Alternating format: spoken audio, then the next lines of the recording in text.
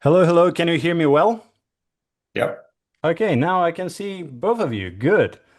So, a few introductory words. Um, my name is Alex Ditmarov. I'm a Moscow-based orthodontist, and I'm one of two co-founders of the Moscow Orthodontic Study Group. My co-host is Danny Yakoub, who's also a Moscow-based orthodontist and who was actually the mastermind behind our study group meetings. About 2.5 years ago, Danny contacted me online saying that he has this idea to organize the first English language orthodontic study group in Russia. And our main goals were to promote evidence-based orthodontics and to challenge marketing propaganda, which is quite rampant now in Russia. So since then, we already organized 11 events, most of which these events were offline events with online participation of some great guests. So this is the slide with all of our guests, and these are, in my view, some of the very best people in the orthodontic profession and dentistry. And I'm sure many of you who are watching us are familiar with these names, faces. And today we have a very special guest joining us from Greece, Dr. Vasilis Charalampakis. Vasilis, hello. Let me unmute myself. Hello, Danny. Hello, Alex. And hello, 71 more participants. Hello, everyone. Thank Good you for joining morning, us. good morning, good evening. Hello, everyone. Depends on where from you're joining us. So, Vasilis, prior to your lecture, prior to I give microphone to you, I'd like to say just a couple of words about you. So, Dr. Vasilis Charalampakis undertook his training at the University of Athens, where he received his dental degree in 2010. And after that, he moved to the US, where he completed a residency program at St. Louis University in 2015.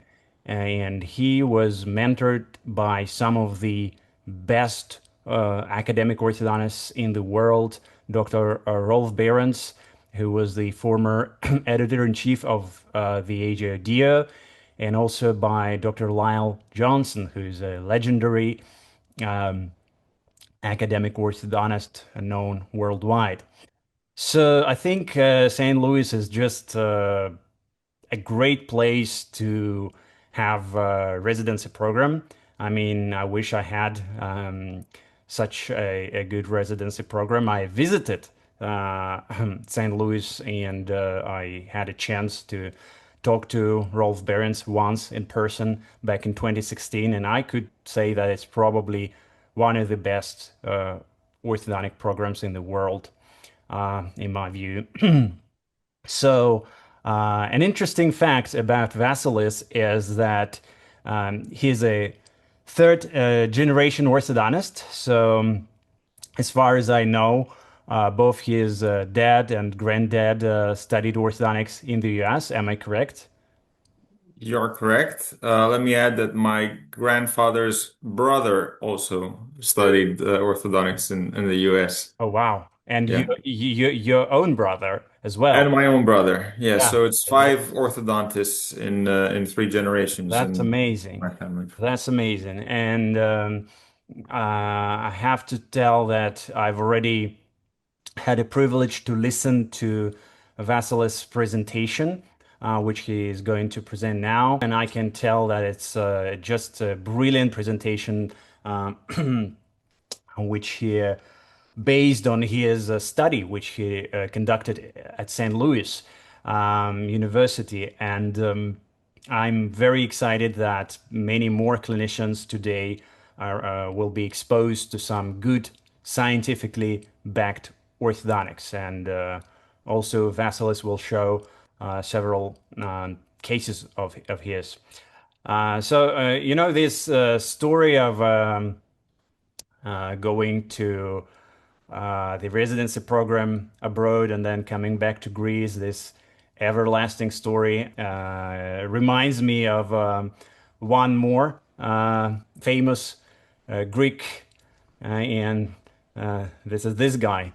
This is the Odysseus, who also had quite a long journey, but eventually settled back home. And he's probably one of the most famous heroes in Greek mythology. So this is Odysseus fighting a cyclops with a spear. So Vasilis won't be fighting Cyclops tonight, but he's going to challenge some of the myths and misconceptions around extractions and vertical dimension. So, without further ado, Vasilis, the stage is yours. Thank you, Alex. Okay, let me try and share my screen. Mhm. Okay, and now let me put up my presentation, which you should now be able to see. Yep. All right. Well, first of all, thank you, Alex and Danny, again for the invitation, and thank you, Alex, for the kind introduction. Let's get into the gist of it, shall we? This is the quote that I picked as an introduction to my thesis. For every complex problem, there is an answer that is clear, simple, and wrong. I really like this quote. This is the Gateway Arch in St. Louis. Like Alex said, this is where I spent 3 years of my life. And this is a place that is actually very rich in orthodontic history. Much of it I didn't know before I went there. You might have heard of this guy, Edward Harley Angle. He spent a significant portion of his life in St. Louis. Let's give a brief bio for Edward Hartley Angle. He was born in 1855 at a railroad station at Bradford County, Pennsylvania. He taught at a bunch of schools. He graduated from UPenn. He moved to Minneapolis and then St. Louis. In Minneapolis, he taught at Northwestern. St. Louis, he taught at Marion Sims School of Dentistry, which merged with St. Louis University and Washington University. In 1892, he limited his practice to orthodontics, and he taught at what became SLU at 1895. 1899, he resigned as he did not get along with the dean. The following year, he established the first postgraduate school of orthodontics in the world, which was 6 weeks in length in St. Louis. After 8 years, he closed that school. He divorced his wife, married his secretary, and he moved to Connecticut, where he opened another school. That was the second school that he opened. Then in 1916, he moved to Pasadena, California. He opened his third school. That's where he spent the rest of his days. He died in 1930 and is buried in Altadena, California. So you could say that this beautiful campus can trace its roots back to Edward Harley Angle, actually. This St. Louis University campus today. On the bottom, you'll see the clinic of the Center for Advanced Dental Education. In this beautiful clinic, we treated patients during our residency, but before we could step in this room, every morning we held an hour-long session, which was probably my favorite session. We called it case conference, and the idea is that one of us would present a case, the initial records, and after that, our teachers would go around the class and they would ask us what we thought about the case and how we would like to treat it. And then they'd give us their own takes, and then we'd look at the progress and final photos. But one of the things that people used to say in these sessions was that this is, let's say, for example, this is a hyperdivergent open bite case, and I'm thinking about extractions because I want to get better vertical control in this case. Or in the contrary, maybe there was a hypodivergent deep bite case that had some crowding and protrusion, but people would say, because this is a deep bite case, extractions are contraindicated, so I'd prefer to solve this non-extraction. So this is how the idea was born. I thought, is this true? Does this really work this way? Where was this concept born? And this is where I got the idea for my thesis. My thesis advisor is Dr. Behrens, who Alex has also met, like he said. Let's give a brief bio for Dr. Behrens, one of the biggest figures in the world of academic orthodontics today. He graduated from Meharry Medical College School of Dentistry in Nashville, Tennessee. He got his Master of Science in Orthodontics from Case Western Reserve in 1975. He's the only person to ever win the AAO Milo Hellman Research Award twice. He taught at Case Western, University of Tennessee, Baylor, and of course, St. Louis University, where he was my program director, mentor, and thesis advisor. He also served as the editor of the American Journal of Orthodontics and Dentofacial Orthopedics from 2014 until this year, 2025. Another teacher that I was very lucky to spend some time under and use his guidance and his wisdom for my thesis was Dr. Johnston. Dr. Johnston graduated from Michigan in 1961. He studied anatomy the following year in Belfast, Queen's University.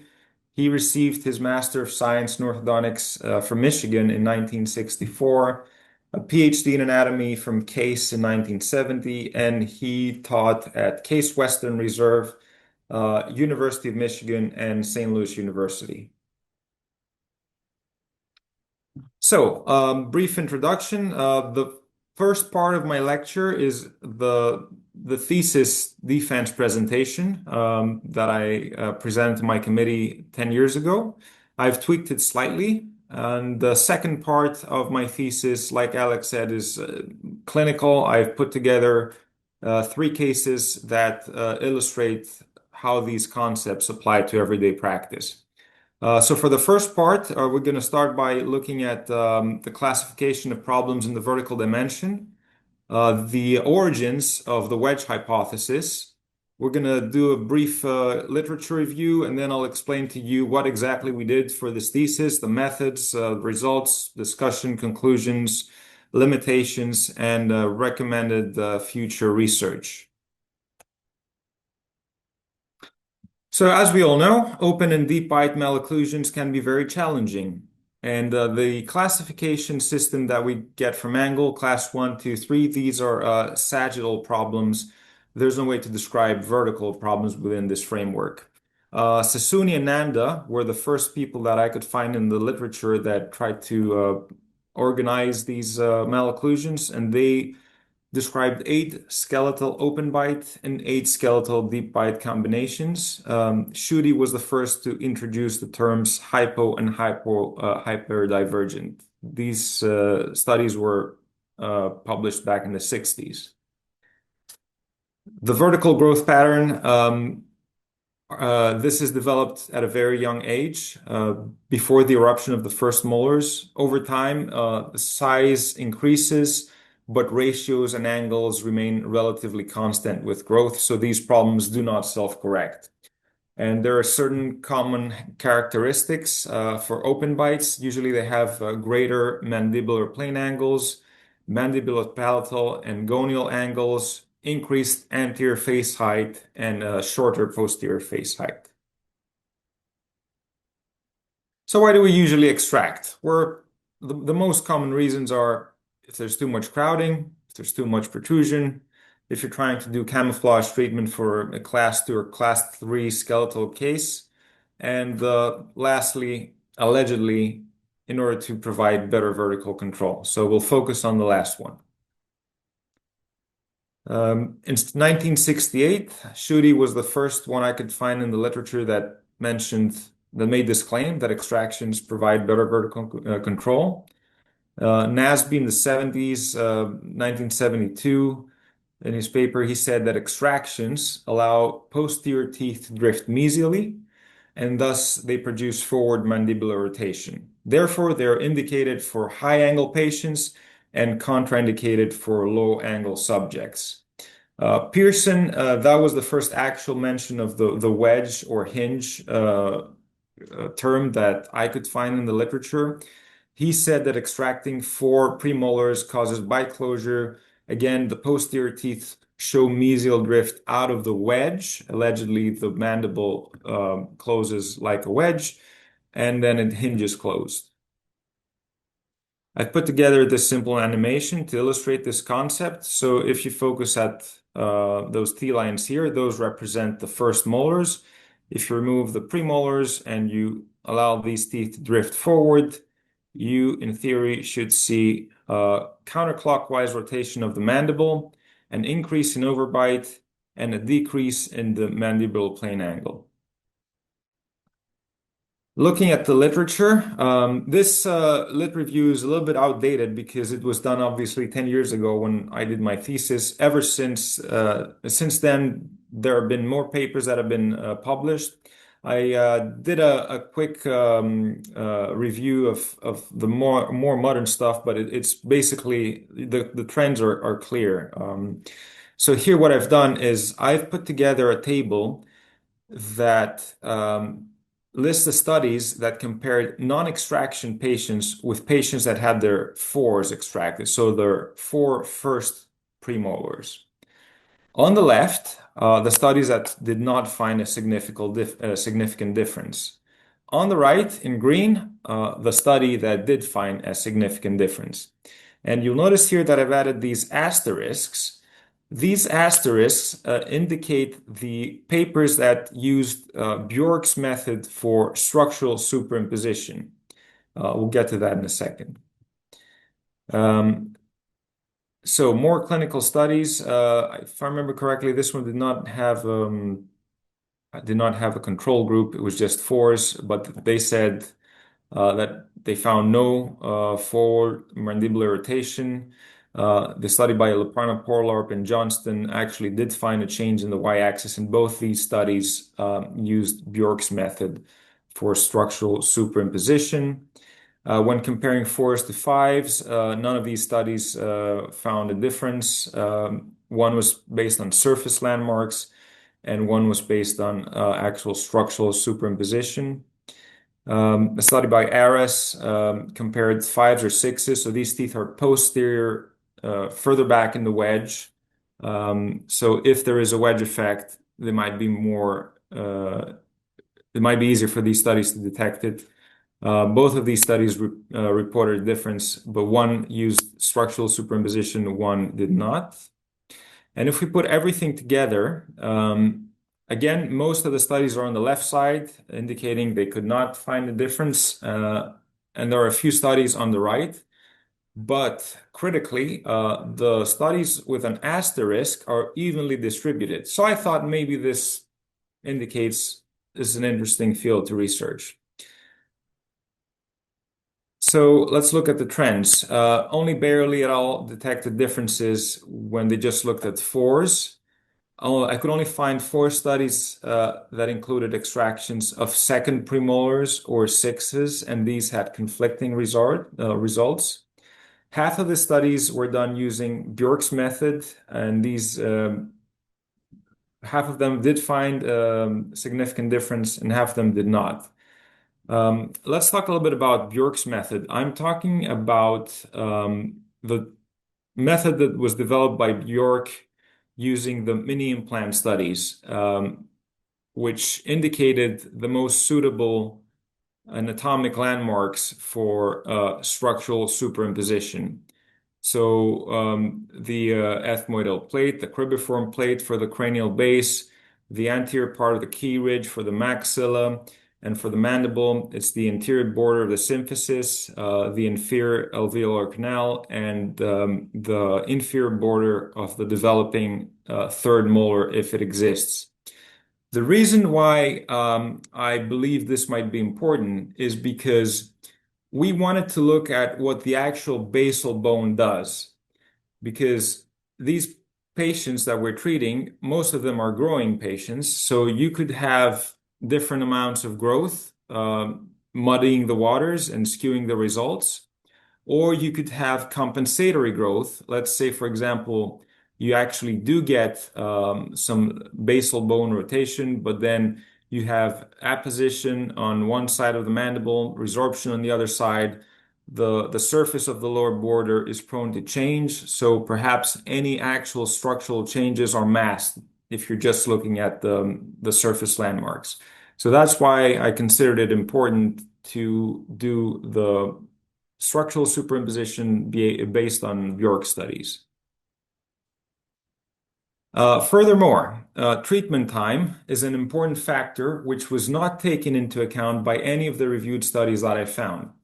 The longer a patient is in treatment, the greater the effect of growth. And again, if you've closed the mandible, but the patient grew some more because the treatment took longer, that could make your case-by-case results difficult to interpret. So we wanted to control for treatment time because normally, we'll look into that in a second, extraction cases tend to take longer to treat than non-extraction cases. So let's summarize the problem. What happens if posterior teeth drift forward after premolar extractions? Does extracting second premolars result in greater mesial molar movement compared to extracting first premolars? And does that actually change the vertical dimension? Is it affected due to the forward displacement of the posterior teeth out of the wedge? In order to find out, we pulled the files of 191 patients from the SLU archive. This sample was significantly larger to any that I could find in the literature. So I had 67 non-extraction patients, 61 which were treated with the extraction of 4 first premolars, and 63 which were treated with the extraction of 4 second premolars. And as you can see here, their ages at the start of treatment were almost the same, quite similar. Then we traced the pre and post-treatment cephalograms on acetate paper, used Bjork's method to do maxillary and mandibular superimpositions, and we drew some fiducial lines to measure actual basal bone rotation. All of this was Dr. Johnston's idea. On the lower right side of the screen is the photograph that I took on the 19th of July 2014. This was the initial meeting that we had. And that's where he advised me. Well, he drew the whole thing out. He didn't advise me. He showed me how to measure these changes. So what we did is we used the Cartesian system to measure horizontal and vertical displacement of the following landmarks. A and S, upper first molar, upper central incisor, lower first molar and central incisor, and gonion and menton. We also measured some angles. We measured the angle between Selenasian and gonion menton, and the one between Selenasian and the functional occlusal plane. I've misdrawn it here a little bit. This line should be a little bit further down. But this is the line along which we also measured the overbite for each case. So let's draw this. We have Sn minus 7 degrees. That gave us the x-axis, and along the y-axis we measured the vertical displacement of the landmarks that I just listed, and along the x-axis, based on the maxillary cranial base superimposition, we measured the forward movement of the upper six. So a positive value shows forward movement in this case. For the mandible, we used gonion menton as the x-axis. Along the y-axis, we measured the vertical displacement of the lower first molar and central incisor. And we measured the horizontal displacement within the mandibular basal bone along the x-axis. The forward displacement of the lower six, that is. Then we picked the analysis of covariance as our statistical test. The reason was because we wanted to hold the treatment time constant. We wanted to control for treatment time, which was shown to be significantly longer in the extraction groups compared to the non-extraction group. So let's look at the actual tables. I've split this table in three columns. On the left, this is how long it took in days to treat the non-extraction patients, 745 days. The first premolar group on average took 939 days to treat, and it was 1,015 days for the second premolar extraction group. You'll notice here that the standard deviations are quite large. So looking at the post hoc analysis, there was a difference between the non-extraction and the force group, statistically significant. There was a difference between the non-extraction and the fives group, again, statistically significant, but there was no statistically significant difference between the two premolar extraction groups, as you'll notice here.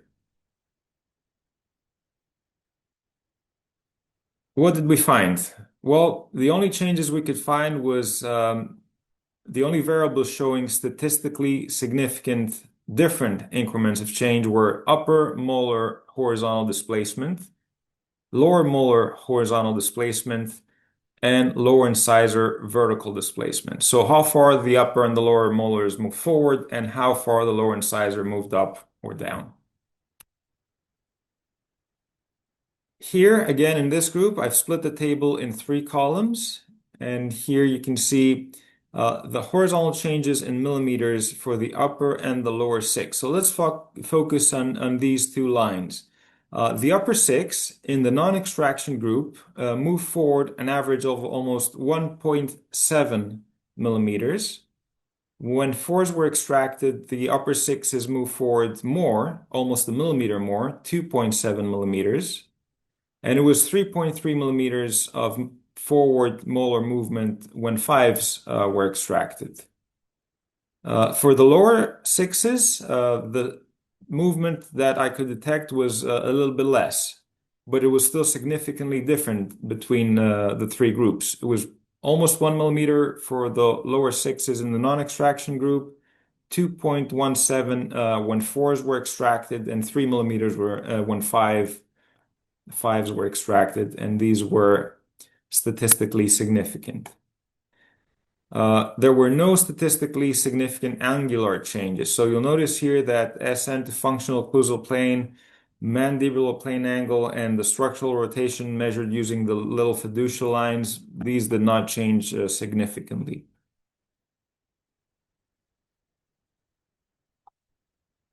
Sorry. So on this table, we can see the change in overbite. Again, this was not found to be statistically significant, minus 1.5, minus 1.38, minus 1.28 for the three groups.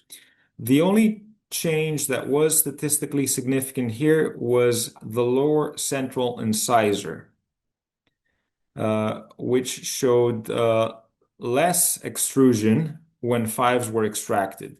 So this was the only significant difference. The difference between the non-extraction and the fours group was not significant. We'll see that later. The difference for the group where the fives were extracted was. This puzzled me. I could not explain this. I asked Dr. Johnston, and he gave me some possible explanations. One was that it's possible that there was an element of selection bias for the fives group. If the patients had very deep curves of SPE to begin with, maybe these patients were selected for second premolar extractions, and they required better vertical control of the lower incisor in order to fully level these curves of SPE. So there was maybe some relative intrusion of the lower incisor.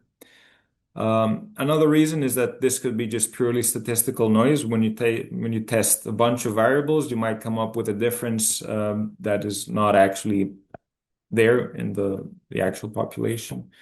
And lastly, when I did my intra-operator reliability test, so when I measured how accurate my own measurements were, the lower incisor vertical displacement had the lower Cronbach's alpha value. And if I remember that correctly from statistics, that means it was the least reliable one. It was still okay, but it was less than the other variables. So maybe a combination of all three.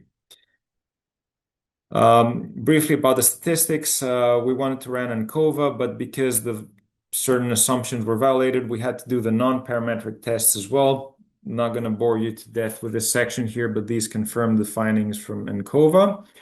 And let's look at these nice graphs, which show what we also saw on the tables. This is the horizontal displacement of the upper six. And here you see the ranges, the means, and the standard deviations. Sorry, the standard deviations. So you'll see here that there were some outliers for the non-extraction group. The fours group came forward more, and so did the fives, but this difference was not statistically significant. This was.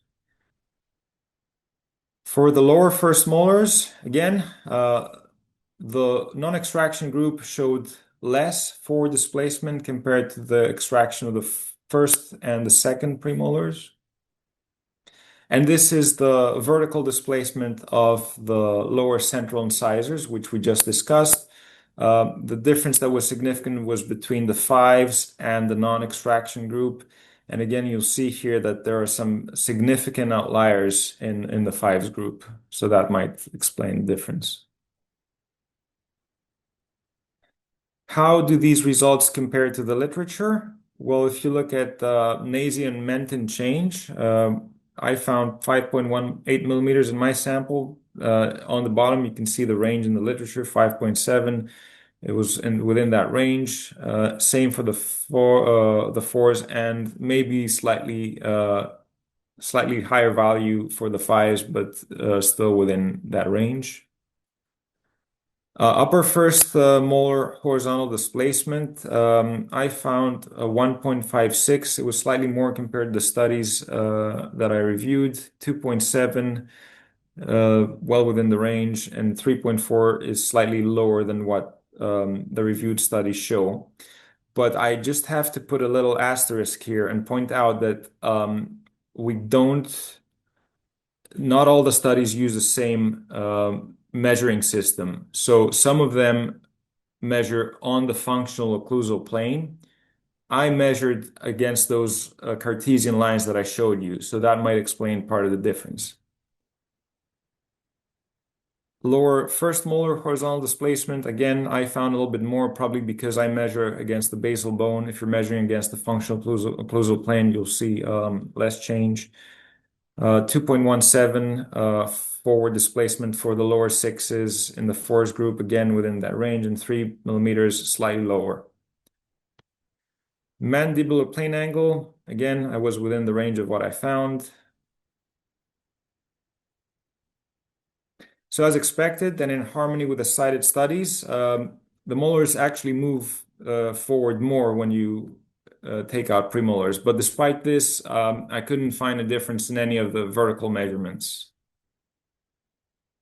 The difference in treatment time also did not appear to significantly skew the results. And measuring the mandibular rotation using SN, Goni, and Menton, or the fiducial lines based on the structural superimposition, also both yielded similar results. So even though I tried really hard to look for a change in the basal bone, it just wasn't there. Why did the upper molars move forward more than the lower molars? Well, one explanation is growth, possibly due to excess mandibular growth. The upper first molars move forward more in order to maintain intercuspation. And as discussed, the lower incisors show less extrusion or even intrusion in the fives group. Perhaps these patients had deep curves of speed to begin with and were therefore more likely to be selected for extraction treatment. Because leveling these deeper curves of speed would require a relative intrusion of the anterior teeth. So what did we conclude? Extracting second premolars results in greater mesial movement of the molars compared to first premolar extractions. No evidence of better vertical control was found in any of the linear or angular measurements, and the wedge hypothesis is not supported by the results of this study. In my opinion, the extraction decision should be based on clinical parameters such as crowding, protrusion, sagittal anterior-posterior discrepancies, hard and soft tissue health. So I'm not saying don't take teeth out. I'm not saying take teeth out and you'll have magically you'll have better vertical control. In my opinion, in my experience, mechanics are way more important than just the extraction pattern. Let's talk about some of the limitations briefly. This is a retrospective study, so the patients were not randomly assigned, obviously. We did not take crowding and anchorage control into account. And the sample was also not divided in open and deep bite patients. However, all three extraction groups had similar initial SN gonion Manton angles. Also, the patients were treated by numerous clinicians with different mechanics and appliances. It was not possible, obviously, to measure compliance with these mechanics and appliances, and controlling for these factors was impractical for the purpose of this thesis. But in a way, it was actually the weakness of this thesis is also its strength, because that was the question that I sought out to answer. Does taking premolars out magically give you better vertical control? Should you do it in the absence of other indicators in hyperdivergent patients? Should you refrain from doing it, even though you have crowding and protrusion in deep bite cases? And I think I found the answers to my questions. Perhaps premolars are just not posterior enough to produce detectable mandibular rotation. Maybe you need to study cases where they had the sixes or even the sevens, if possible, extracted. And if you could do this prospectively, that would be ideal. And if you could control for crowding and anchorage and also match for age and treatment time, that would be even better. And of course, the gold standard is structural superimposition, in my opinion, even though in this case, there was no difference between the studies relying on the surface landmarks and mine. I still think that if you want to design your study well and look at what actually happened, you have to do structural superimposition. Finally, before I conclude this part, I want to show you some brief descriptive statistics that I sort of back of the envelope did after I had finished my thesis. This is SN gonion Menton upper 25th percentile based on the initial measurement. So these are the open bite cases in my sample. I looked at the highest, the upper 25th percentile for SN gonion Menton. There were 18 of them with a mean SN gonion Menton of 43 degrees in the non-extraction group. 16 of them with a mean SN gonion Menton of 44 degrees in the fours group, 17 with a mean of 43.5 in the fives group. And this is how much these cases changed. So on the for the non-extraction group, SN gonion Menton changed on average half a degree, 0.78 when fours were extracted, minus 0.1 when fives were extracted. And especially if you look at the standard deviations, you don't even have to do any fancy statistics. You can see that they all change the same. I've made my, this is an unpublished thesis, let me say that. I've never gotten around to actually publishing the abstract, but I have made the full text available online.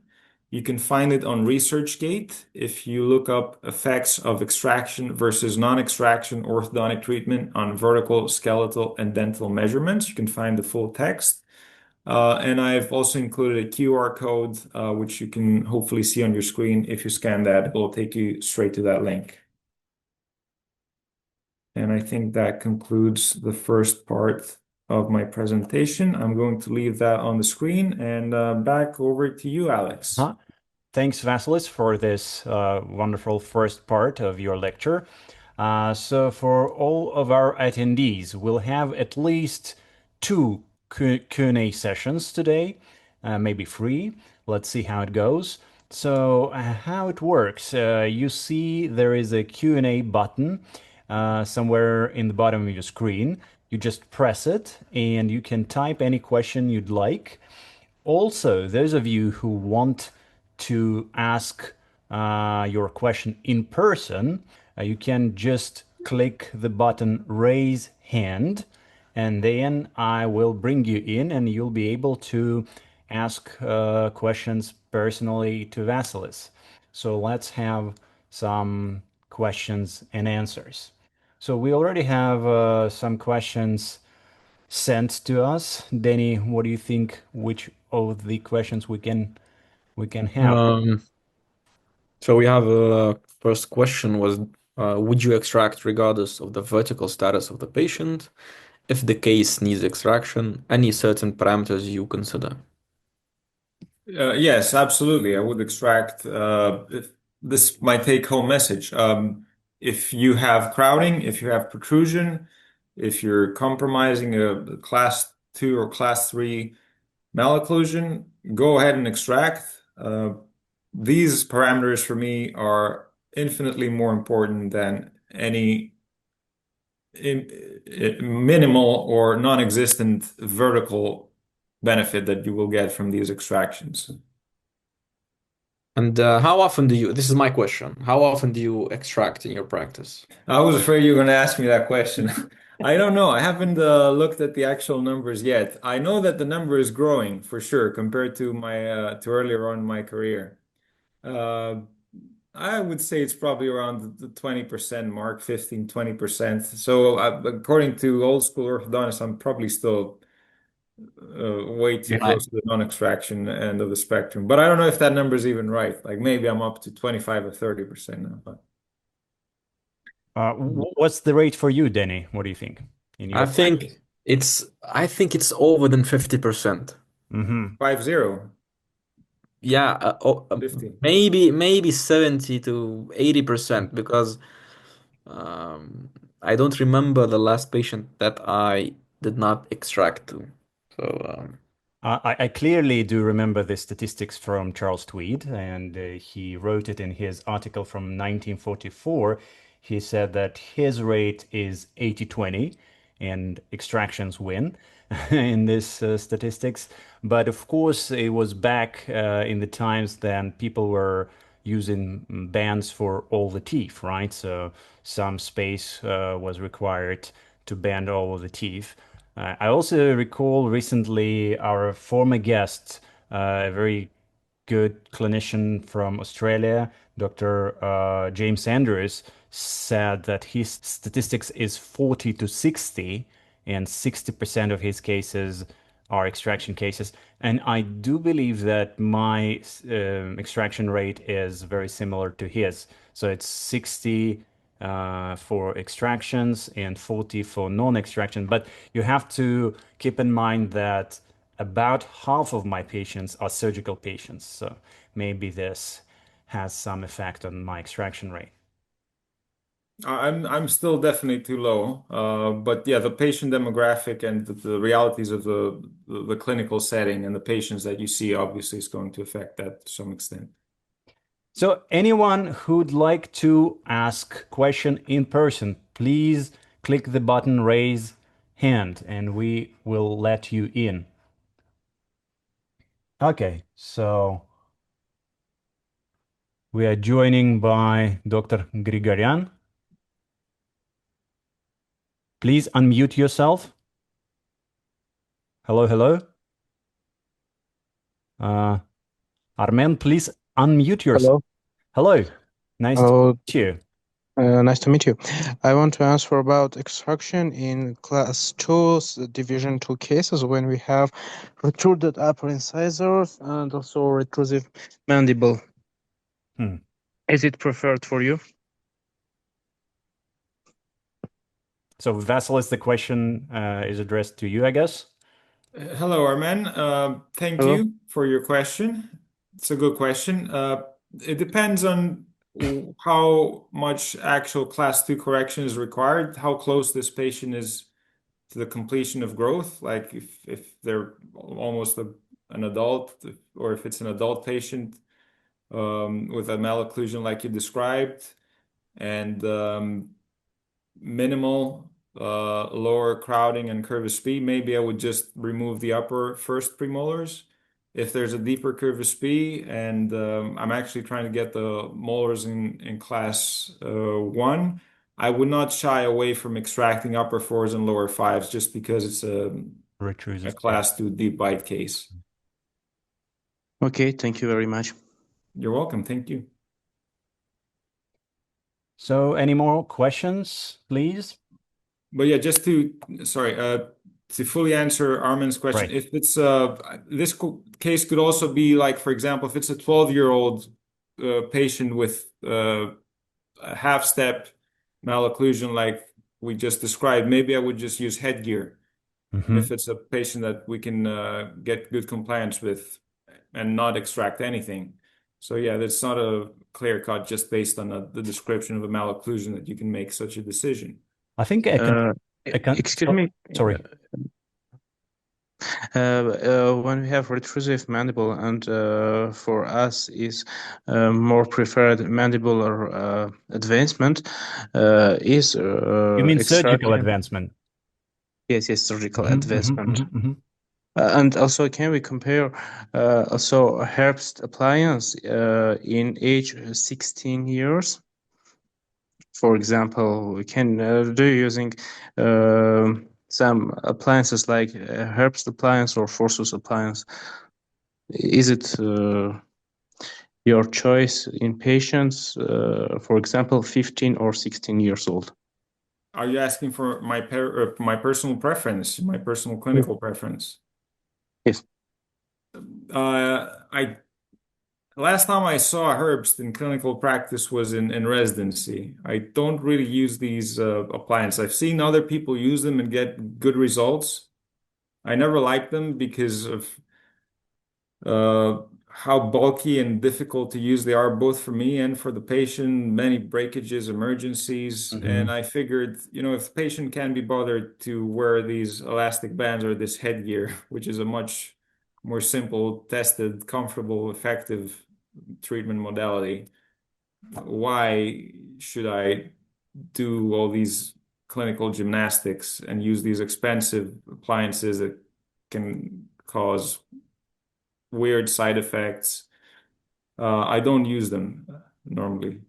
Normally, if it's a patient that needs surgery, I might even take out lower premolars to decompensate the lower arch and plan for surgery. But I don't think it's wise to try to grow the mandible or procline the lower incisors too far forward, especially in a patient that's done growing. I also, if you may, I would add my 2 cents. So I think there is still a lot of controversy around Herbst-like appliances, right? And I think that we should see these appliances for what they really are. And they're definitely not the appliances to reposition mandibles or to grow mandibles. These appliances are purely molar distalizers on the upper arch, and they also serve as the appliances to procline the lower incisors forward. So they're basically tipping upper teeth backwards and tipping lower teeth forwards. So there is no repositioning of the mandible. There is no magical growth of the mandible. They're purely, appliances to tip teeth. And dual bite also. Yeah, sometimes you can get a dual bite with them, which is a serious issue. But I used Herbst several times in my practice. Yeah, I was successful in distalizing upper molars. Again, you shouldn't be very aggressive in activating this appliance, right? So, and also you should be certain that there are no TMD issues your patient is having. right? So I do believe that you are using them gently and on purpose. They have a place in modern day orthodontics. But as Vasilis already said and mentioned, they may bring you a lot of complications with breakages, etc., etc. So I don't know, Vasilis, are you with me on that? They're Yeah, just I think you described their effects brilliantly.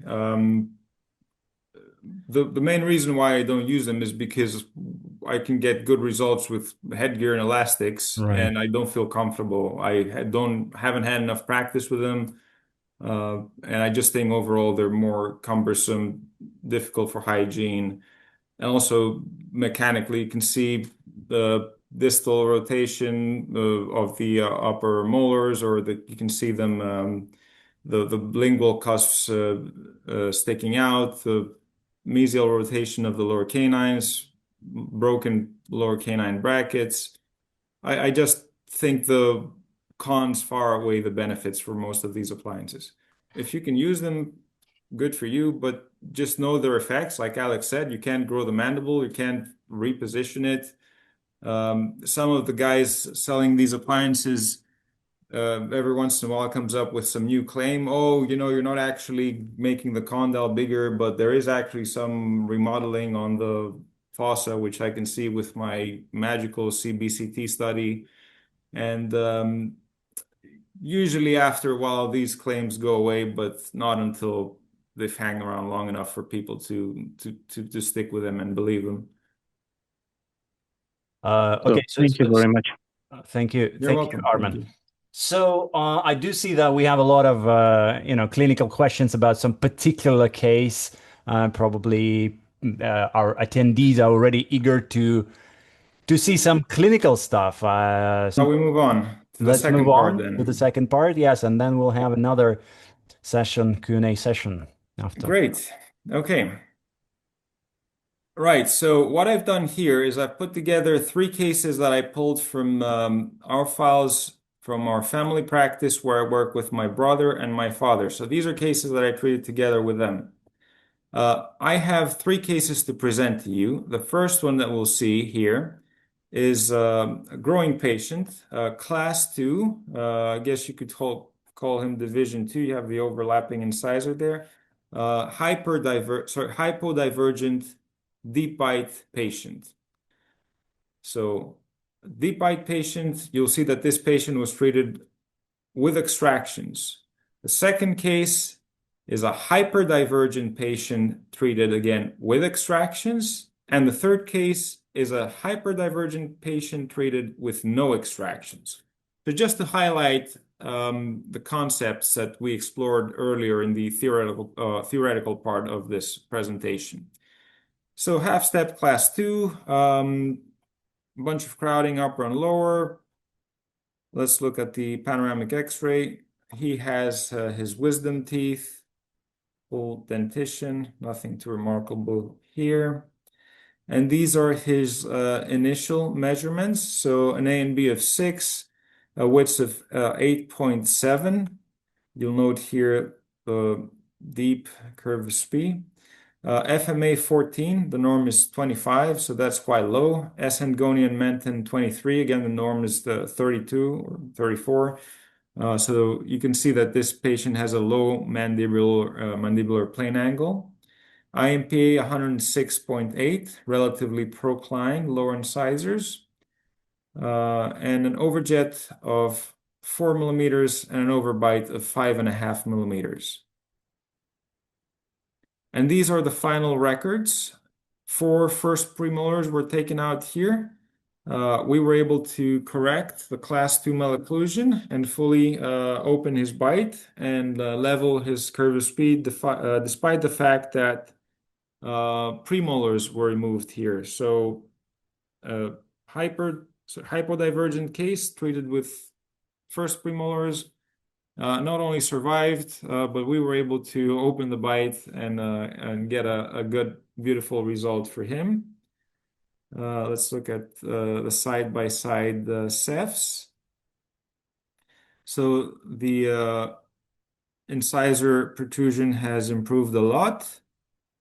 A and B was reduced a little bit. Width has reduced a lot. This is mostly due to the rotation of the occlusal plane. But you'll notice the big stuff, the important stuff. So the mandibular plane angle, relatively unchanged.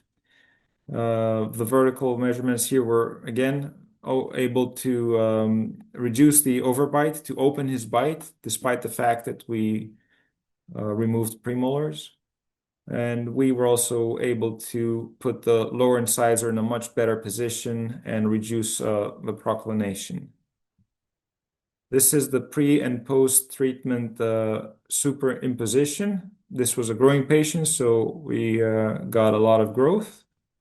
But there is no detectable change in the actual mandibular plane angle. Pre and post-treatment panoramic X-rays. And his treatment lasted 20 months from June 2023 to this February, which is when he was debonded. So this case, we spent a lot of time in reverse curve wires. We used some extrusive mechanics. I'm just looking at my treatment notes here.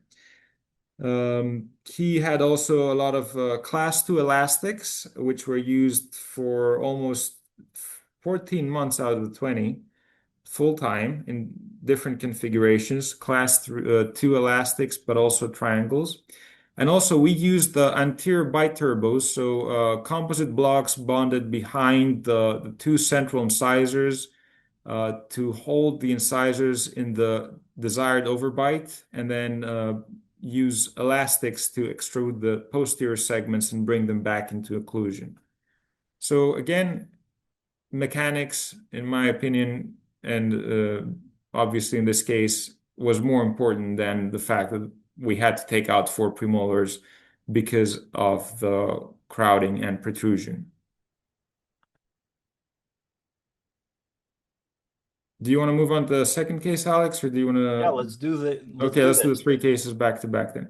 Okay, so this second patient is an adult patient. When her treatment started, she was already 26 years old. We'll see that she's a hyperdivergent patient.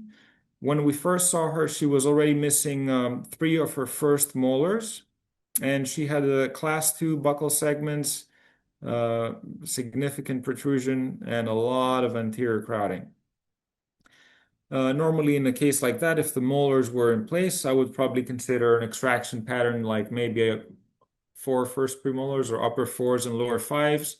In this case here, the lower right 6, I'm sorry, this image is flipped.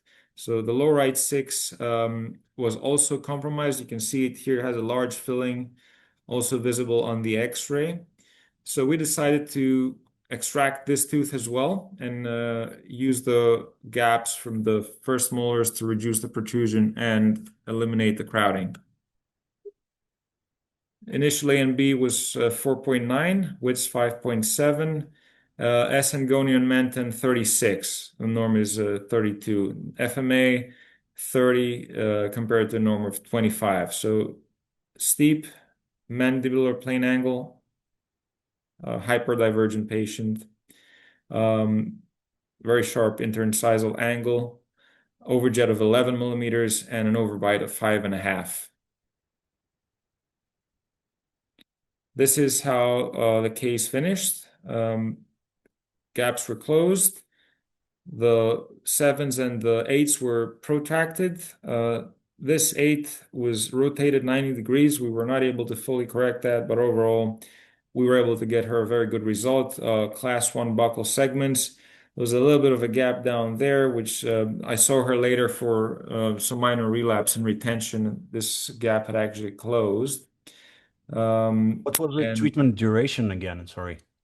The treatment duration we'll get to in a second. I think it was 2 years, but I can check that for you real quick.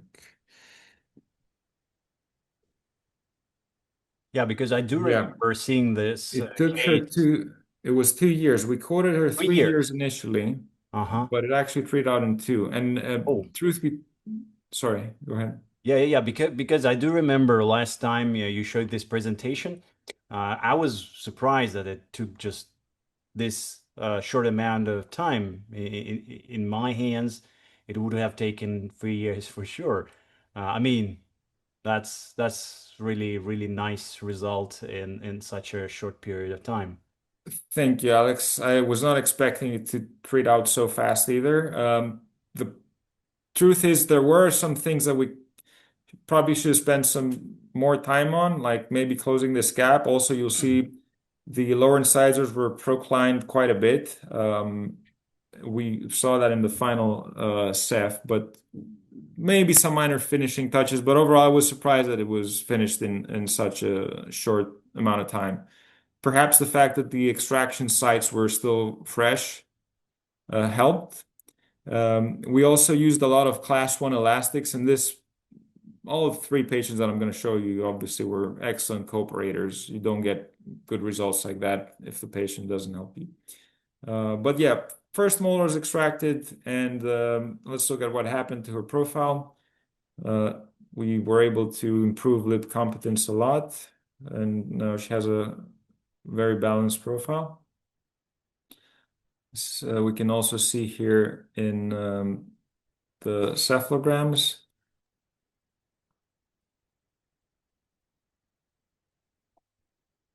A and B looks a little higher. There was so much change going around A point here with this incisor tip that I wouldn't pay too much attention there.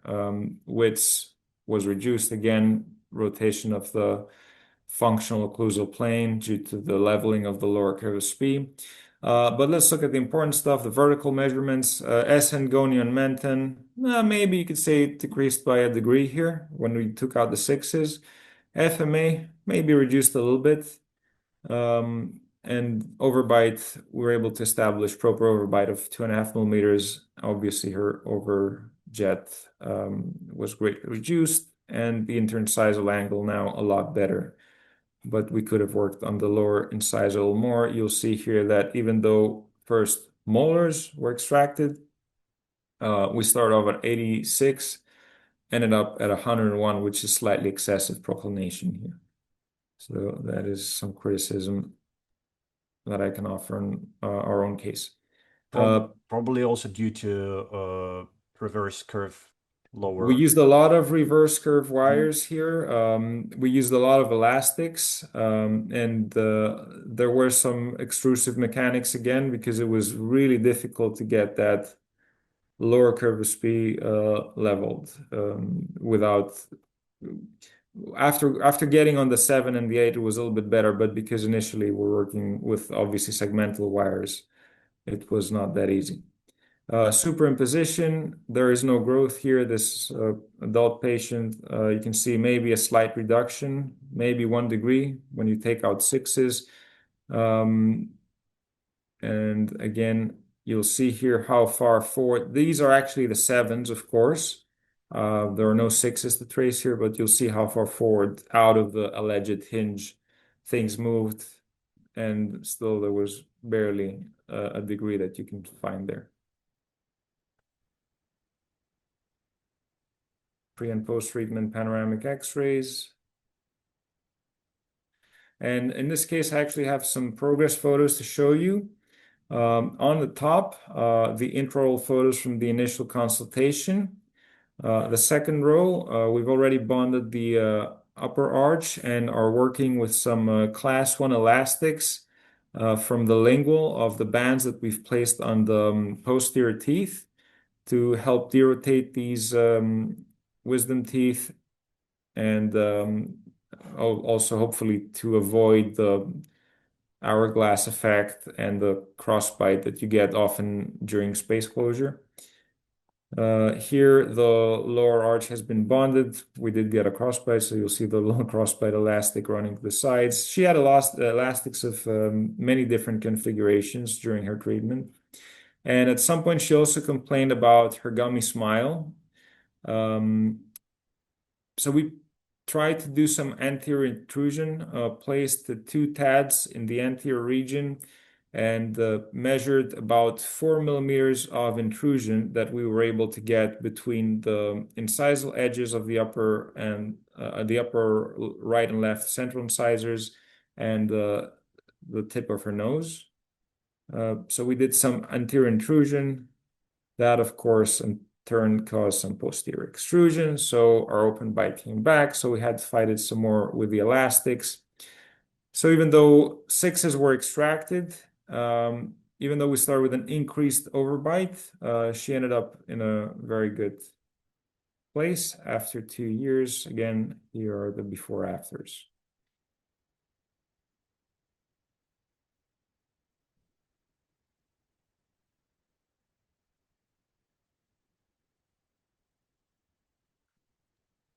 All Very right, good and case. Yeah.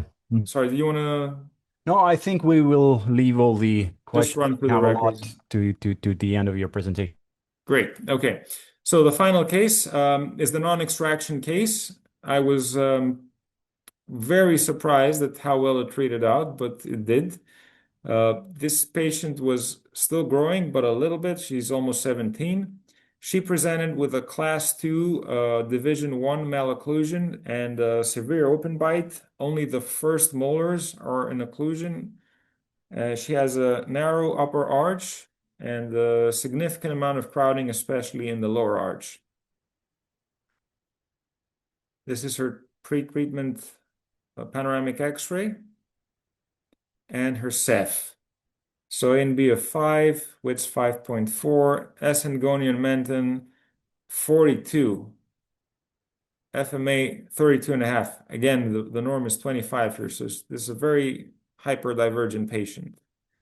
IMP 83, upright lower incisors, and Orjet 9.6 millimeters, overbite negative 3.2.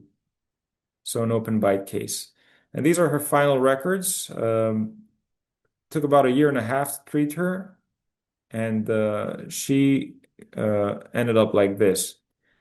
What we did in this case is obviously we did not extract, but we used a hypo headgear on her, which she was very good at wearing, as we'll see in the superimposition. So let's look at her measurements. A and B was slightly decreased, so was widths. S-Hengonian Menton and FMA were decreased significantly. There's a -4 degrees for both these angles and a nice reduction in overbite, sorry, nice increase in overbite. We gained almost 5 millimeters of overbite thanks to the intrusion, which can be seen here. Look how far her upper first molars were intruded. And here we can see significant change in the position of the mandible.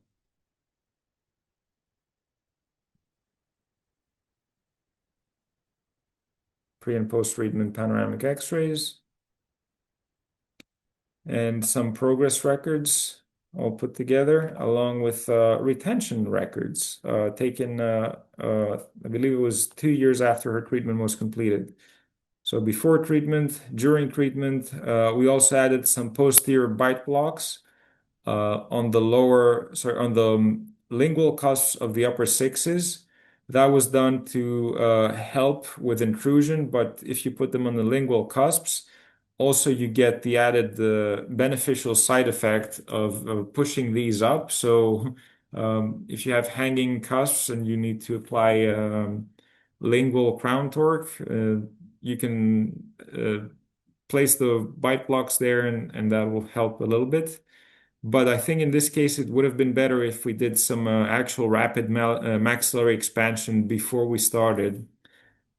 Even though there was no crossbite in the end and the cusps ended up in a relatively reasonable inclination, you'll see here that there is just a bit too much root prominence. And I think that was the only criticism. The only thing I would have done different in this case is to start maybe with some actual maxillary expansion, which in this case would work quite nicely. She's only 16 at the start of treatment.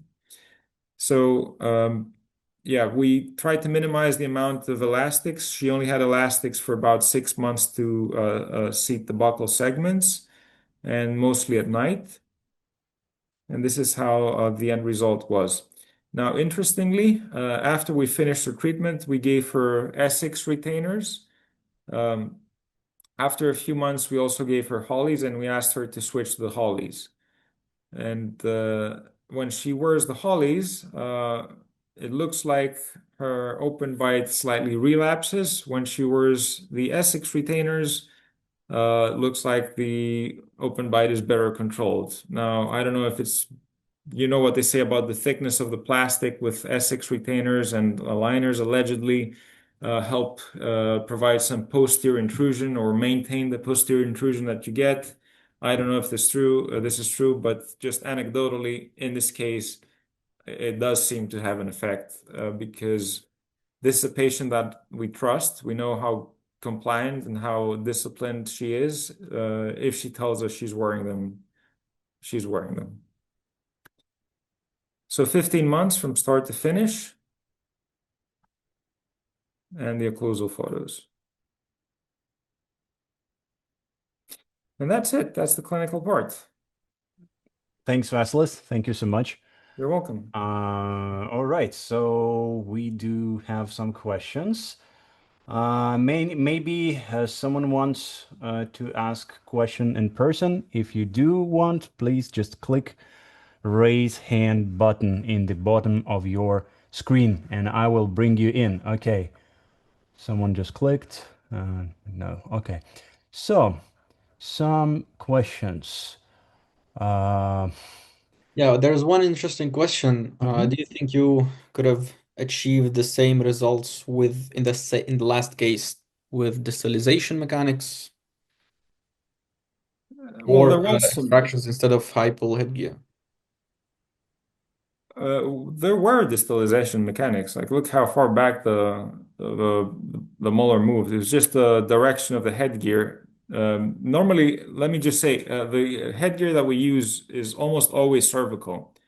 So all we did was just took a cervical headgear and used the straps to attach to the top of of her head. So there was some distalization here. Do you ask your patients to use the headgear at nighttime only? Outside of school, we asked them to use the headgear as much as possible, so Mm-hmm. not just at night. Mm-hmm. So sports, activities, school, you go out with your friends at night. Obviously, you don't wear it, but when you're at home, you need to wear it as much as possible. How compliant are the patient on average? Because I do not use this appliance primarily because of the patient's compliance. Well, what's your So that's a experience? very good question. When they see my dad, they tend to be very compliant. My dad is very good at getting compliance from patients, and I find that patients in Greece in general are a lot more compliant. I don't use the headgear when I work in the UK. People there think it's a medieval device and that Mm. you're old-fashioned if you use it. But I'm very lucky that I grew up orthodontically in a practice where it's commonly used. If you show it to the parents ahead of time, if you show them, an animation, maybe go on YouTube, find something cool, shows how it works, and you lay it out in the consultation. So from the very first time you see them, you lay out the expectations about compliance. You explain that this is going to be a little bit uncomfortable at first, but you're going to get used to it. Also, I had it too. So uh, I feel comfortable laying it out, and most of the patients here are pretty receptive, at least initially. And then compliance varies, of course. Some of them are good with wearing it right away. Others, you might have to tell them, hey, you've been wearing it because nothing's happening. Have the same discussion once or twice with the parents, and then usually it works. If it doesn't, oh well. Okay, so there is also a question, what's your go-to mechanics to close spaces? Loops or power chain or coil springs? What you prefer? We do a lot of sliding mechanics. Usually, I prefer sliding mechanics on relatively undersized wires. Hmm. So I even do them on You 2020 you high ties. Sorry. you mean 1725 and 22 slot? Yes. So Mhm. 1725 stainless steel. If it's a really stubborn space, I might even drop to like an 18 stainless steel, like a really slippery wire. If it's like a last bit of space that you're trying to get rid of before the bond, I might Hmm. even drop down to something like that. Hmm. But the bulk of space closure, normally I start with, I know it's slower in theory. I do two-stage retraction. So I like to get, because what I was taught is get your canines in class one. And that really makes a difference. Once the canine is class one, you have the case under control. Then I switch to T-loops for the anterior segments. So that's a long-winded question to say I do both sliding and loop mechanics, mostly sliding mechanics, and I use loops at the end of treatment to retract the anterior segment. There is a question. How often do you use the tats? Because there is a question.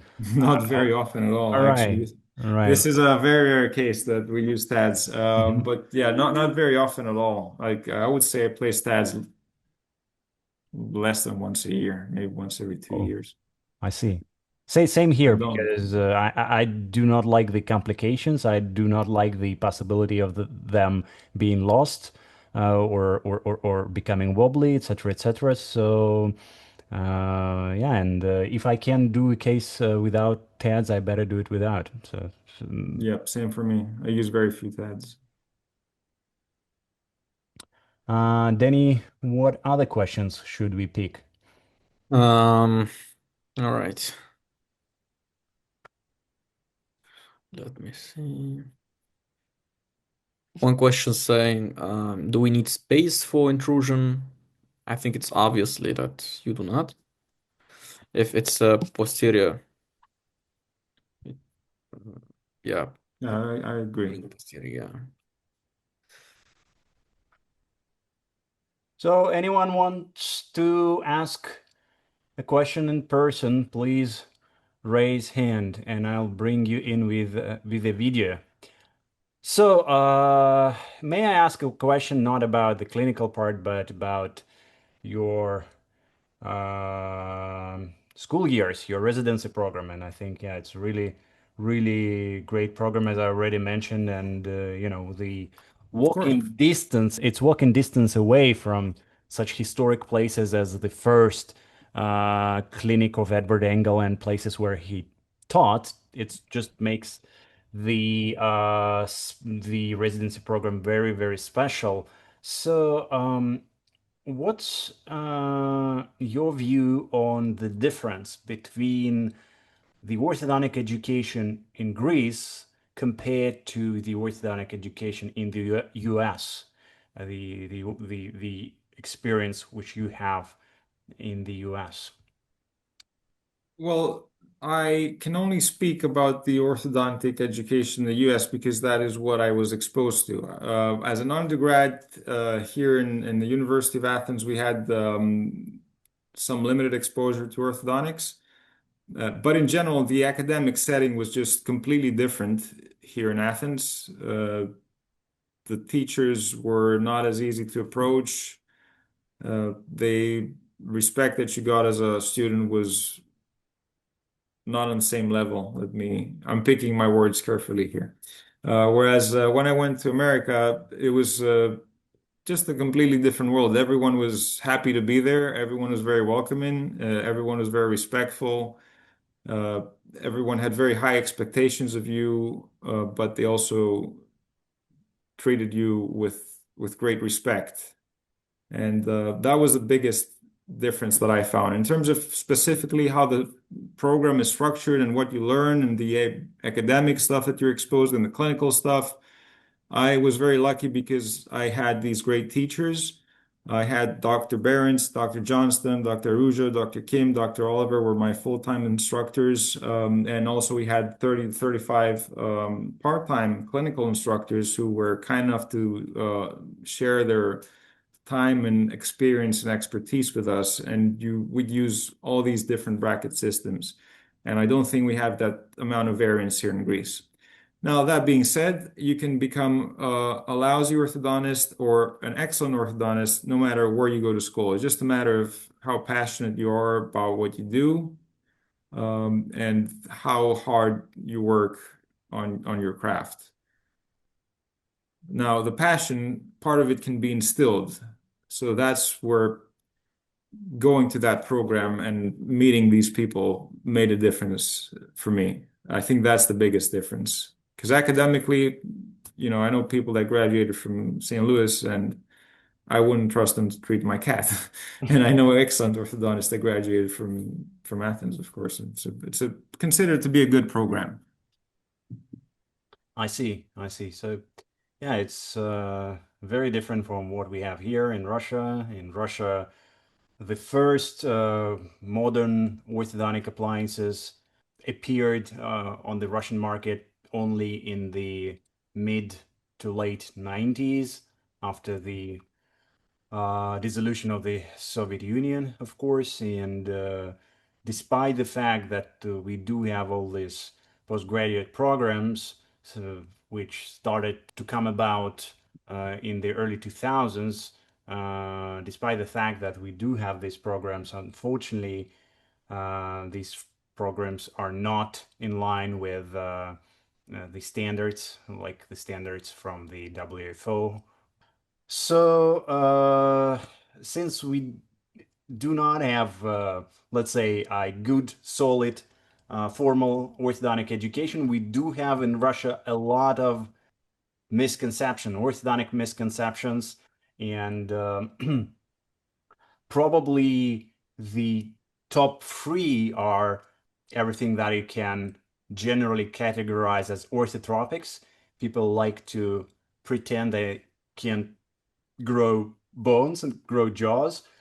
The other very popular trend is, let's call it gnathology, everything that has to do with articulators and splints.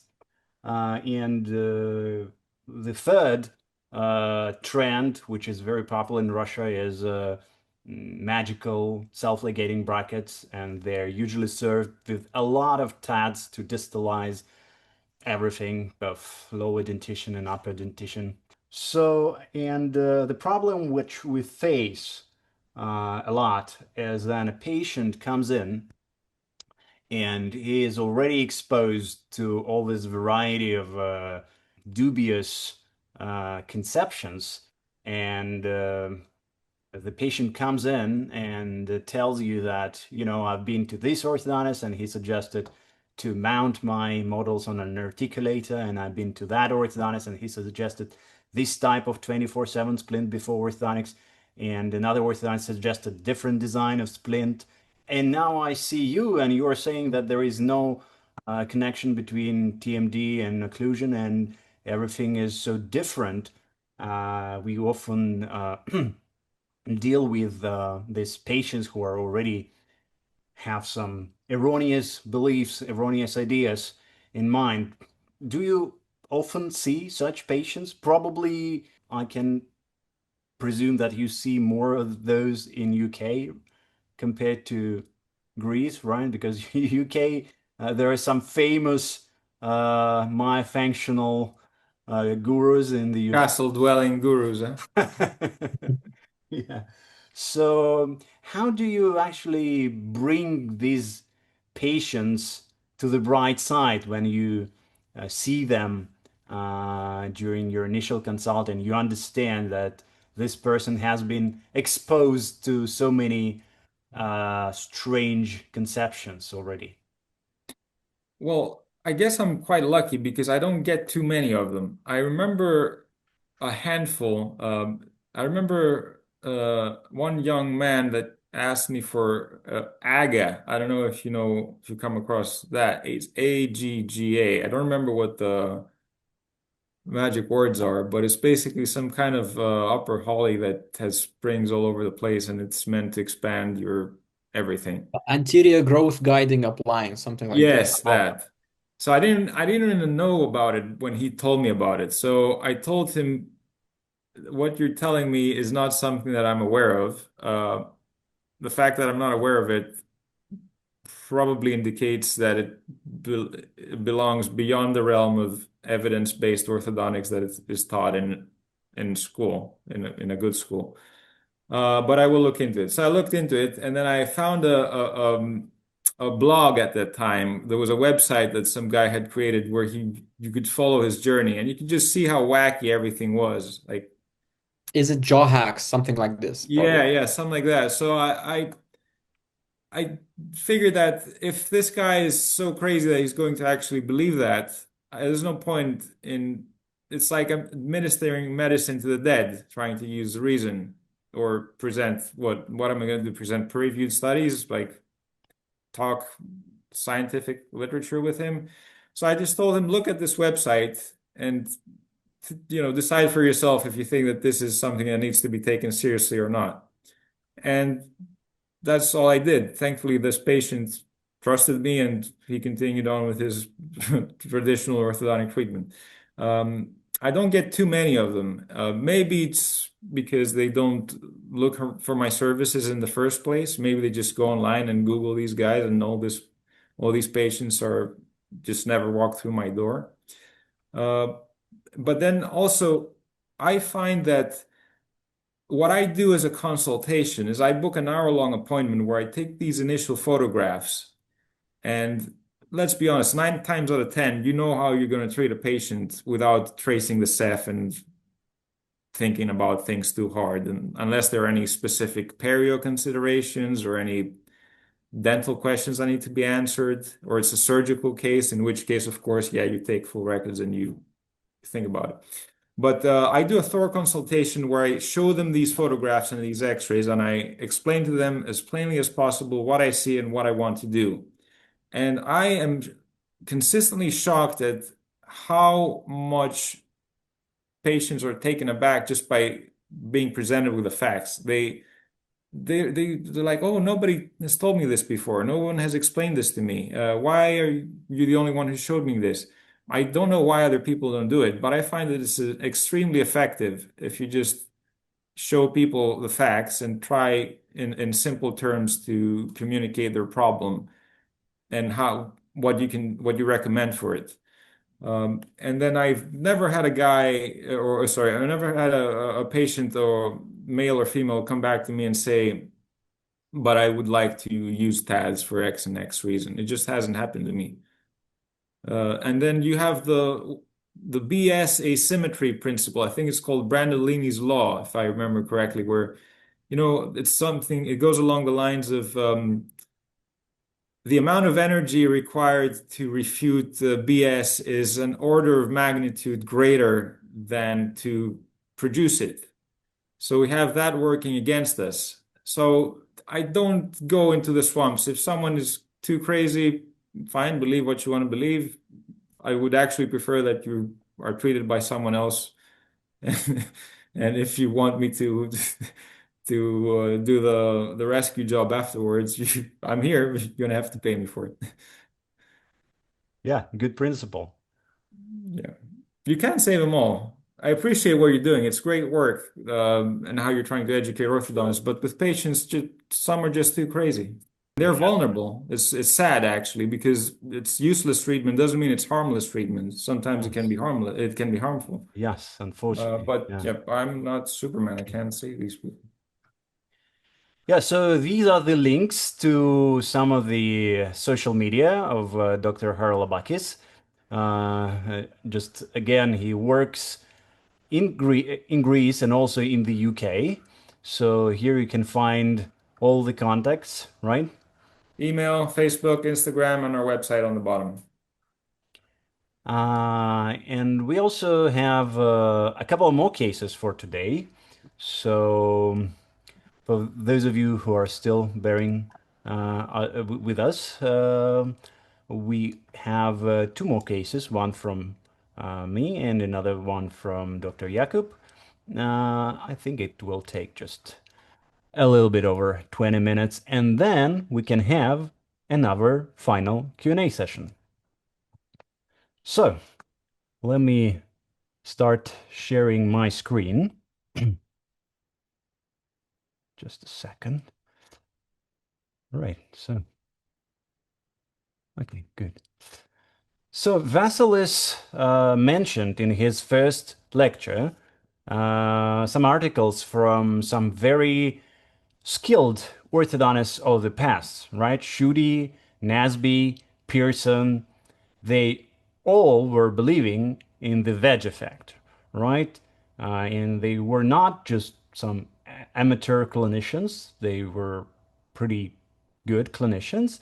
So I'm sure there was some reason why they were guided to believe in the veg effect, or better say, misguided to believe in the veg effect.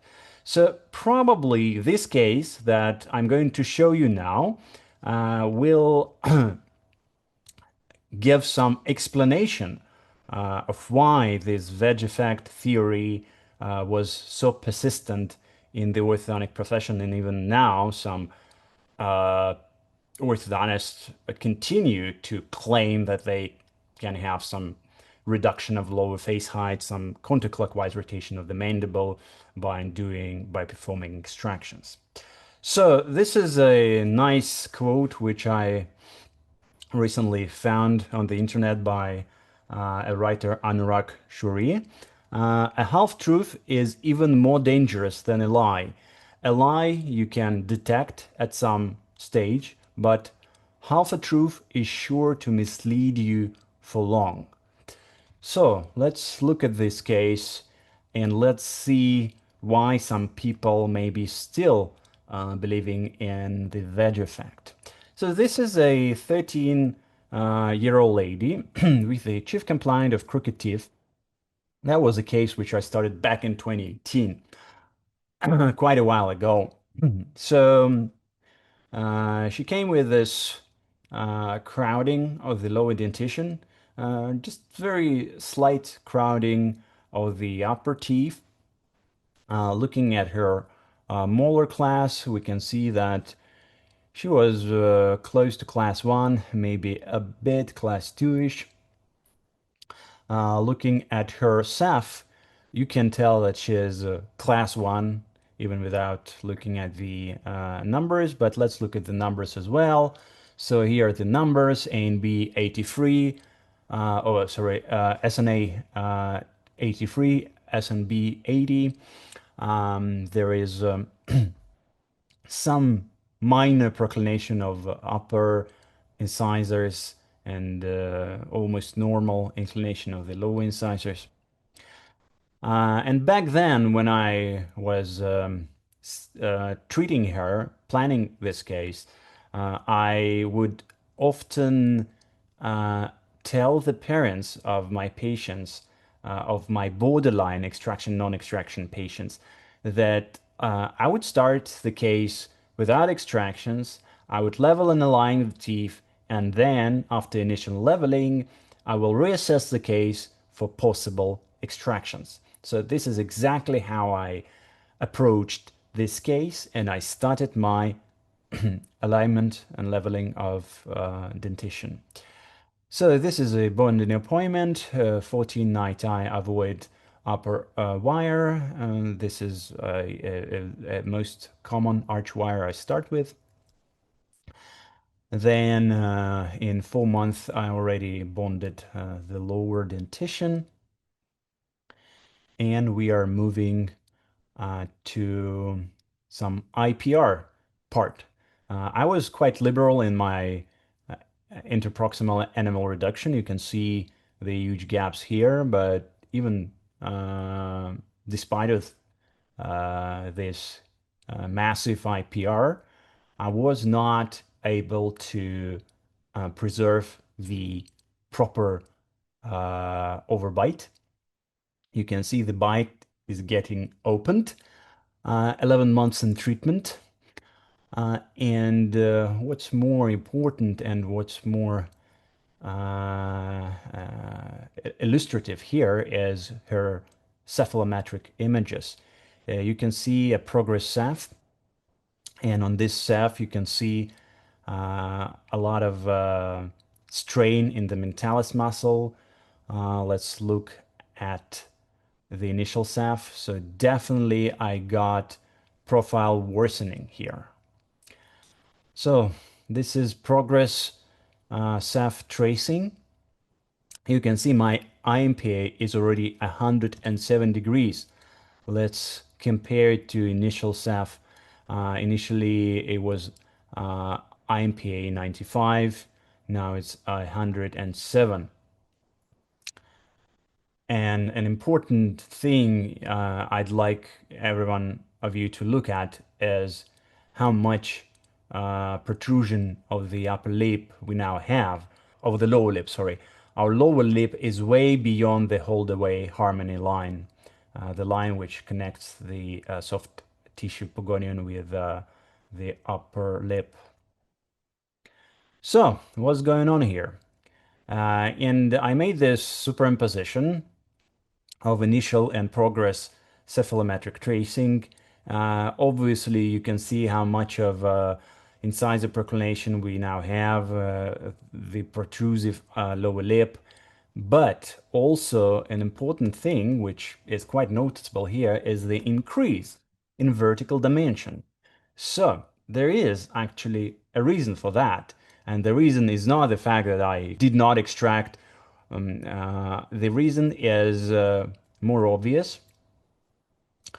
The reason is simply the overexpansion of the dentition. Uh, and this is obviously just dental-alveolar expansion. When I did expand it on the arch wires, I did get this hanging palatal cusps of my upper molars. And even looking at the frontal view of initial and progress dentition, you can see how much tipping I got of my upper dentition. And obviously, these hanging cusps resulted in mandible being physically dragged down. So at this point, I already said to the patient, to the parents, that we must to take some teeth out, and it was done. We removed first upper and lower premolars, and I started to close spaces using coil springs. I do actually like coil springs because it's quite clean method to close spaces. You do not have terrible oral hygiene as you usually have with power chain. And also you can leave these coils for quite a prolonged period of time and they won't lose their strength compared to power chain, which is losing its strength pretty fast. So space closure was started. 18 months in treatment. We already closed most of the spaces. I'm wearing this triangle elastics and I worked up to 1925 stainless steel wires for both lower and upper arches. Um, okay, so you can see the progress which was made at this point. The only thing which I didn't quite like is slightly under-torqued upper incisors. This was fixed, actually, this was fixed by using 21 to 25 stainless steel wire on the upper teeth for about a month. So this is the finishing stage. I'm using twisted upper wire to promote some occlusion settling and some heavy elastics to settle my buccal segments.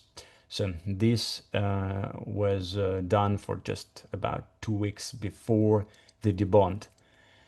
And this is how her teeth looked after debond. Total treatment time 21 months. I mean, I cannot compare. I cannot compete with you, Vasilis, in my treatment time. obviously, yeah, Those were not typical treatment times. This is an average extraction case. I also tell my patients it's going to take 2 years. yeah, yeah. This So is an excellent result and a very good amount of treatment time. thank you so much.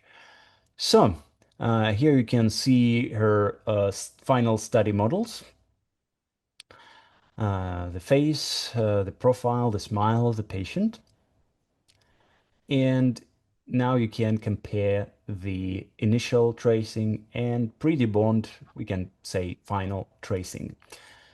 So the changes were minimal.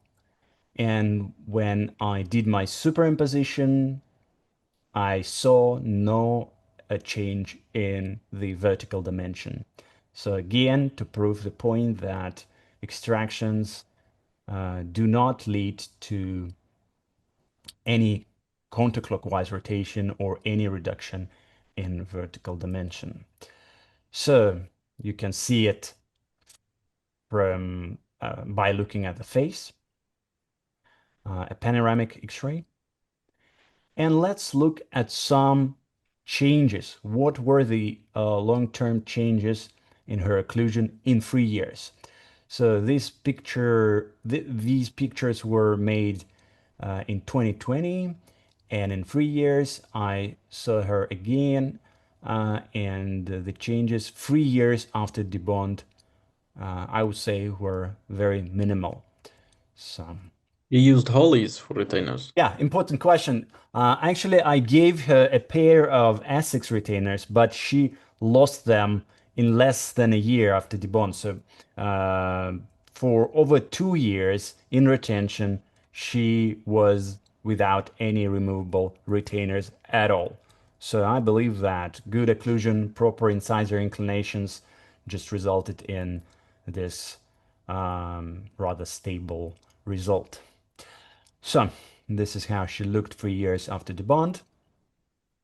And I would like to finish with this nice quote from a great clinician, Dr. Vic Alexander, an American orthodontist who recently passed away, I believe about 3 years ago. So he said it's not extraction versus non-extraction question. A better question is where the teeth should be at the end of the treatment. So, of course, if you, for instance, have some improper treatment plan and your palatal cusp of your upper molars getting hang down, then you could have increase in your vertical dimension. It could be with extractions or without extractions, doesn't matter. So it's not the extractions that uh, could alter the vertical dimension. It's mechanics, mechanics, mechanics, as Vasilis already mentioned in the proper treatment plan and where your teeth end up in the end of the treatment. So this is the slide I used in the very beginning of our webinar, and I'd like you to see this wing as a mandible. Let's think of it as a mandible. So take home message for today. You may, of course, try to rotate the mandible with premolar extraction, but the overwhelming amount of scientific evidence suggests that your success is going to be very unlikely in doing so. So thank you all. Can I just make a quick comment there, Alex, if you're finished with this Sure. part? Sure. Okay, so because you mentioned the origins of the wedge hypothesis and how come these great orthodontists in the past be wrong, uh, I wouldn't say they were wrong. They had some concepts that make sense and things that are logical or seem logical can sometimes fool us. Like you said, it's almost like half a truth, right? Because you expect it to be this way, it makes sense, so it must be this way. A lot of these concepts, like the wedge hypothesis or the drawbridge phenomenon, or I don't know, there's a bunch of different ones that you're exposed to as you go through ortho training. They are quite useful initially when you are untrained and you don't know anything and you're trying to figure out how things work, they can help you obtain a basic understanding, but they are quite limited. So it's dangerous for you to assume that I've solved this. This is all very simple. It just works like a hinge or like a wedge or like a drawbridge or whatever. This is a very complex game that we're in, orthodontic treatment. You're changing bone, you're changing teeth, you're changing soft tissue, and there are too many variables that there's just no way to understand and take everything into account. So there is some usefulness to the wedge phenomenon, the wedge concept, but when it comes to deciding on premolar extractions, it just is not. It doesn't explain everything that goes on with the changes that you see in the bite and in the photographs and the cephalograms of your patients. Yeah, I agree. Totally agree. Uh, Alex, there was a question about your case. so, Why did you start the case non-extractions? oh, I think I already mentioned in the very beginning because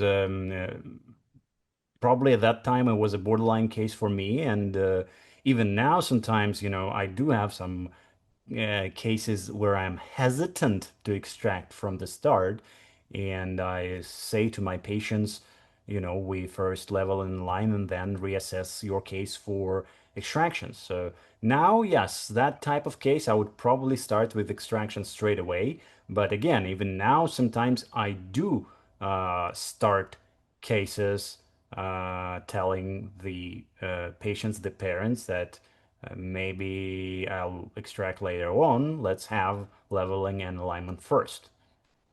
Yeah, another reason that I do this often is that some patients are a bit hesitant and afraid of extractions. So I say, yeah, we will start without extractions, but I find myself within a couple of months referring to extractions to avoid proclination and then round tripping.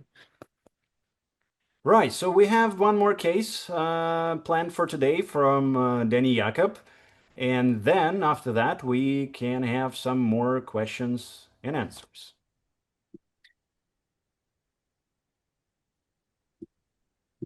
Mm.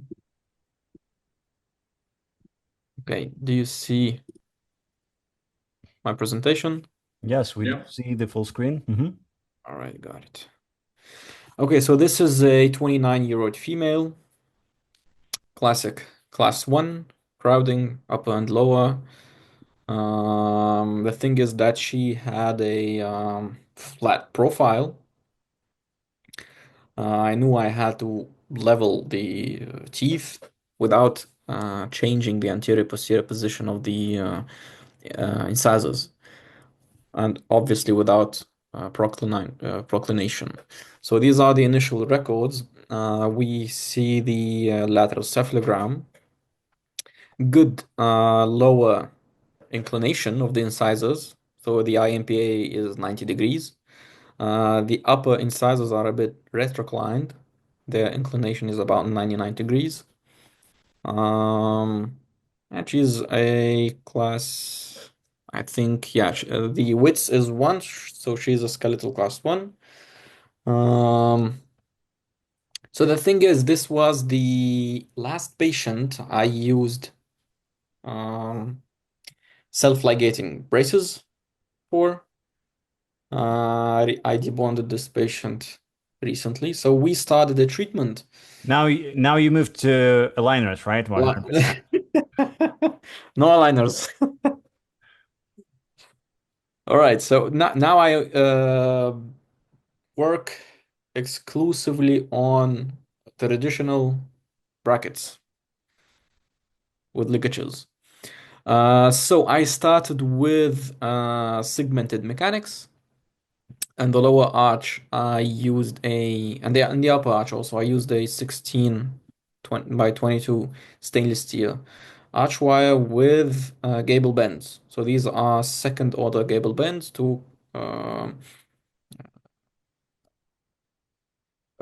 help avoid the roller coaster effect. A very slight change very light chains on the upper arch and the lower arch to start moving the premolars distally. So when you start moving the premolars distally, usually the canine will simultaneously move distally without you interfering or actively uh, moving it distally or including the chain on the canine hook.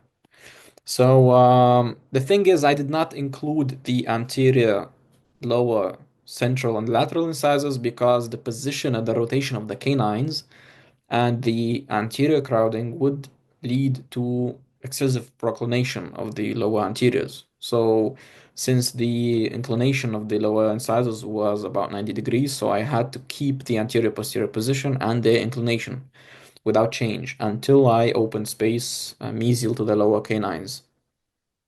So this is after I moved the lower premolars and the upper first premolars a bit distally into the extraction space. This is when I included the lower canines to derotate them. And it was an upper also night arch wire. I think the lower arch was maybe 16 or 14, and also the upper one and lower one. After leveling and aligning, I'm back to stainless steel arch wires. Now I am using 1925 heat treated arch wire, and it's an ovoid arch wire. Space closure using sliding mechanics, elastomeric chains. You can notice that on the upper and the lower arch wires, I have also gable bends there. On the upper arch, I use class 5 geometry and class 4 geometry on the lower arch. So this has something to do with the position of the gable bends and the amount of anchorage that you need. Since I was planning on producing minimum anterior posterior change of the position of the entire anterior incisors, I wanted to use minimum anchorage mechanics. That's why I use these V-bends, let's say, or the gable bends, in order to facilitate more mesial movement of the mandibular molars and to let them move simultaneously with the upper first molars to keep the class 1, because we know that we can easily lose anchorage on the upper arch, and on the lower arch it's easier to move the anterior teeth backwards. That's why the elastomeric chain was from the second molar to the second molar on the upper arch. On the lower arch it was from the first molar to the first molar. The second molars also were included. So this is you can notice that the midlines do not go inside.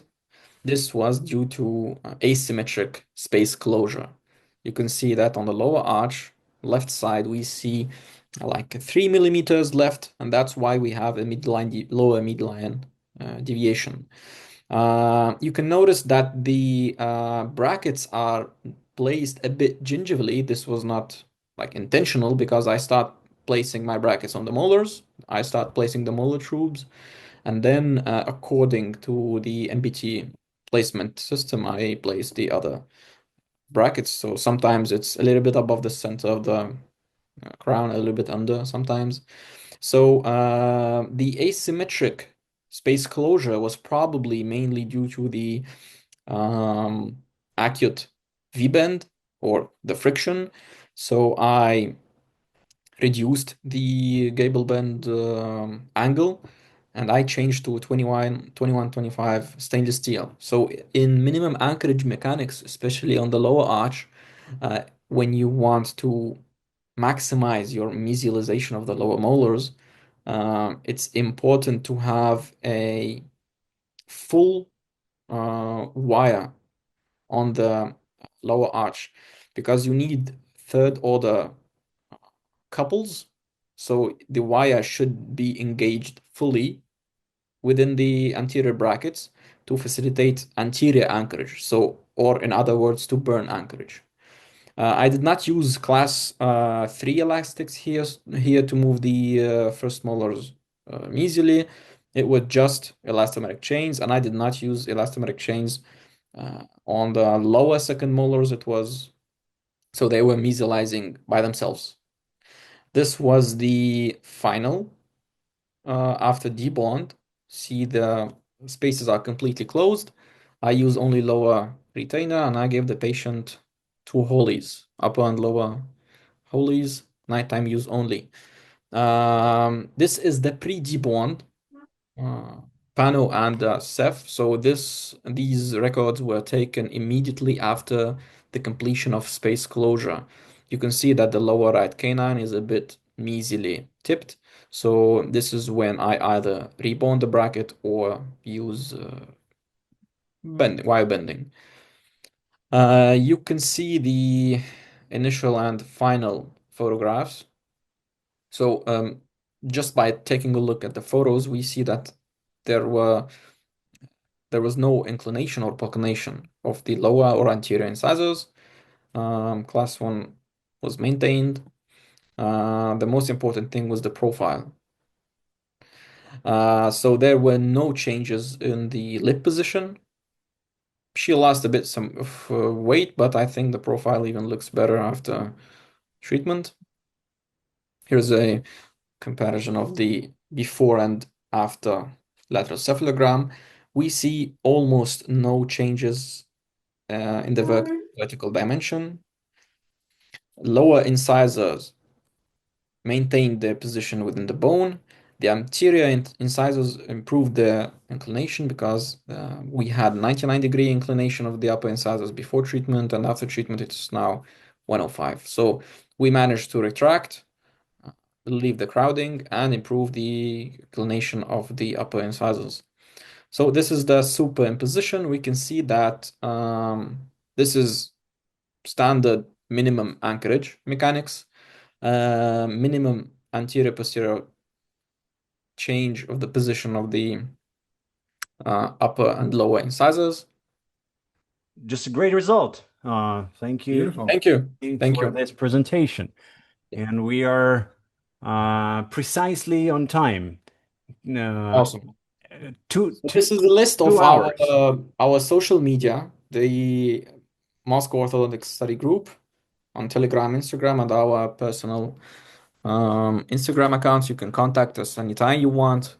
Maybe you want some advice on some cases or any question, you can feel free to contact us. Or maybe you need an orthodontist Or maybe you need in the orthodontic. UK or Greece or Russia. So, and just the final remark, none of the patients presented today suffered from sleep apnea after our treatments, right? So, They're all alive, yes, they all but it's alive. only a matter of time. Yes, as Rolf Behrens mentioned in the a white paper from 2019, there is absolutely no connection between uh, obstructive sleep apnea and premolar extractions. Yeah. Okay, so let's Questions? have some more questions. Shall we go through the Q&A? I see there's 24 open questions. Should we quickly go through them, Yeah, or let's go. should I just quickly go through all of them? They're not that many. I think we can. Or are we time Yeah, constrained? but I think we answered most of them. We answered, but you can go through them if we did not answer. Okay, I think it might be easier if I just briefly, Yep.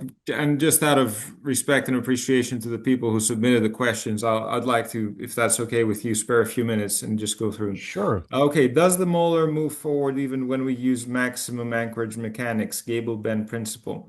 Um, it moves forward, but less, especially in growing patients. And you can distalize molars, but it's quite tough.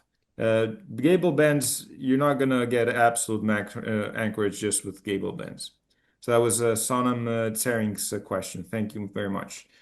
Another question. I thought there is no difference between extraction 4 or 5. Why did you say extraction of 5 results in more molar mesial movement?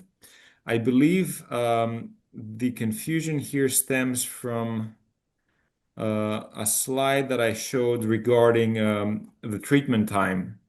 because there was no difference between the 4s and 5s in terms of treatment time. But there was a difference in terms of molar mesial movement. So I think that is where the confusion came from. Anonymous attendee says, so would you extract regardless of the vertical status of the patient if the case needs extraction? Yes. Any certain parameters you consider? Crowding, protrusion, soft and hard tissue health, and anterior posterior problems. Anonymous attendee, thank you for this lecture. Can we consider leveling the curve of speed through extraction? Proper biomechanics is a vertical control. Thank you in advance. Yes, appropriate mechanics. How you level the curve of speed? Are you going to do mostly posterior extrusion, or do you want to do anterior intrusion? You have to look at smile aesthetics as well. But yeah, all that is vertical control. In extraction, another question from Armin. Is extraction class 2 div 2 case acceptable for you when patient have retrusive mandible and retruded upper incisors? I think we already answered that question. If the other parameters indicate extraction, if there's too much crowding, yes, I would still extract. Anonymous attendee, don't you think extraction gives a more stable results if the case is borderline? I think yes. I know the data is not 100% clear there, but in general, I would prefer to have upright teeth if I can. Arturo Liavana, hello doctor. I was wondering if the molars are mesialized, but the incisors are not extruded. Why wouldn't that result in a counterclockwise rotation? To me, it sounds logical that it might occur. So I would love to hear your perspective.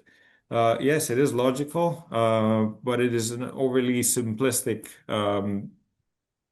concept. So it's basically just describing the wedge concept. So there are other parameters in play here as well. The mandible is not just a single hinge based on the TMJ.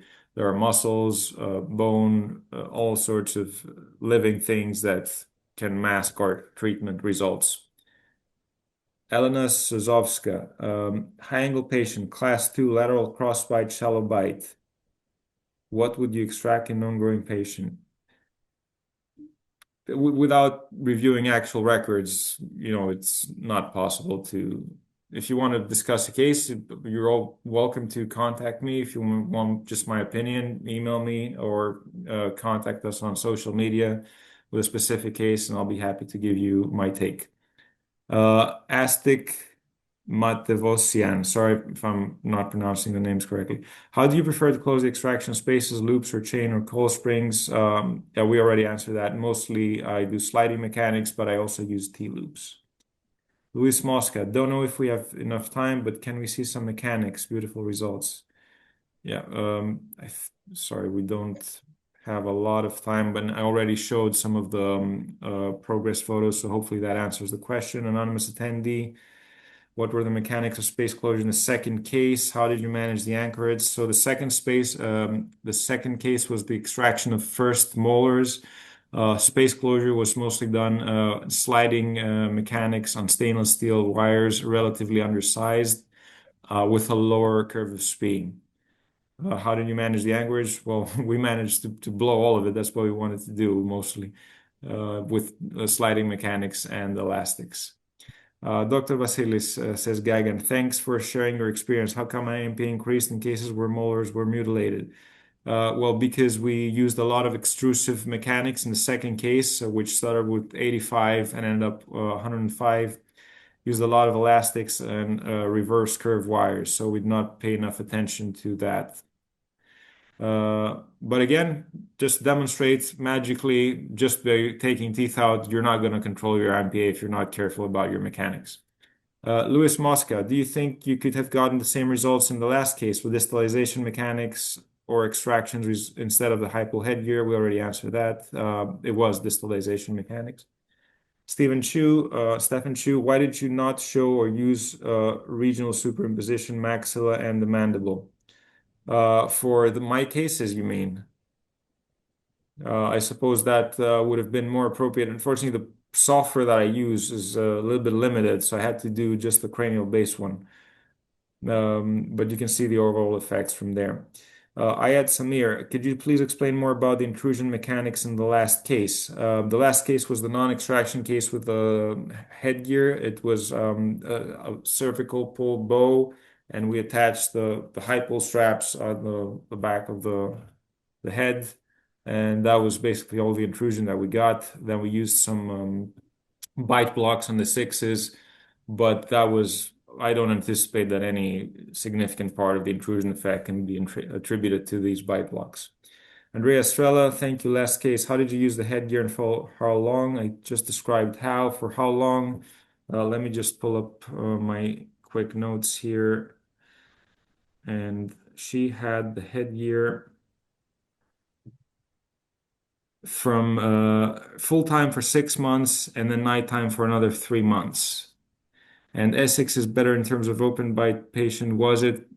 I don't want to make this claim without reviewing data, but anecdotally, I saw that effect in the last case. Take that with a huge grain of salt. Zuhair Scaf. So, Dr. Vasilis, for the last patient, you're using a cervical traction in a hyperdivergent pattern. I am using a cervical bow, but actually the traction was from the top of the head in a hyperdivergent pattern, yes. Diana Ratwan, good evening. What about using TADs for intrusion distalization to reduce compliance headgear? Isn't it better? If you can put them on and get them to stay on and you're comfortable using them, yeah, why not? You can do that. I just find, like Alex said, that too many emergencies, too much of a hassle, just wear your headgear, basically. When we intrude the posterior segment, says Hafsa Al-Hafsi, we need space for this intrusion or not? Danny answered that, no, really. Anonymous attendee, what is your extraction protocol in class 2 patients? Doesn't want surgery, have lower crowding with large overjet. Kind of describing a case not good enough to make a recommendation, would need specific records, but I suppose you mean probably a takeout upper fours, lower fives if you have similar amounts of crowding. Gagan, thanks Dr. Alex for arranging a great webinar. Why did you start the case on? Okay, so these are the questions that I think you already got to. So I think I got all of my questions. Yep. Yeah, there is also a question, what software do you use for a superimposition? Was it WebCef or? Yeah, that was WebCef, the one that I had to use for my cases at the end. Right. And in mine, Danny's cases was used Dolphin. We used Dolphin imaging. Ooh, there is some interesting question. One of my patients suffered sleep apnea after 4 premolar extraction. Although she is fit and well, and ENT cleared her. She was a surgical case but treated with camouflage. Could you explain what do you think? So, Vasilis, that's a provocative question. Well, my area of expertise is not sleep apnea, but it's been we've had a lot of research in the literature lately. We even had the white paper. Even if it's contemporaneous, it doesn't mean it's a cause and effect relationship. The rooster crowed and then the sun came up. So you can't attribute the fact that the sun came up just because of the temporal connection that it happened after the rooster's crow. So I can't explain why your patient got sleep apnea. It's a subject that I know very little to next to nothing about. I just don't know. I just know that extracting the 4 premolars didn't cause it. Opening the spaces and putting 4 implants in is not going to cure it. Just to quickly answer that question. Yeah, probably if we go deeper into this question, the person mentioned that this was a surgical class 2 case. So we do have some studies telling us that there is some connection, correlation between sleep apnea and pattern of our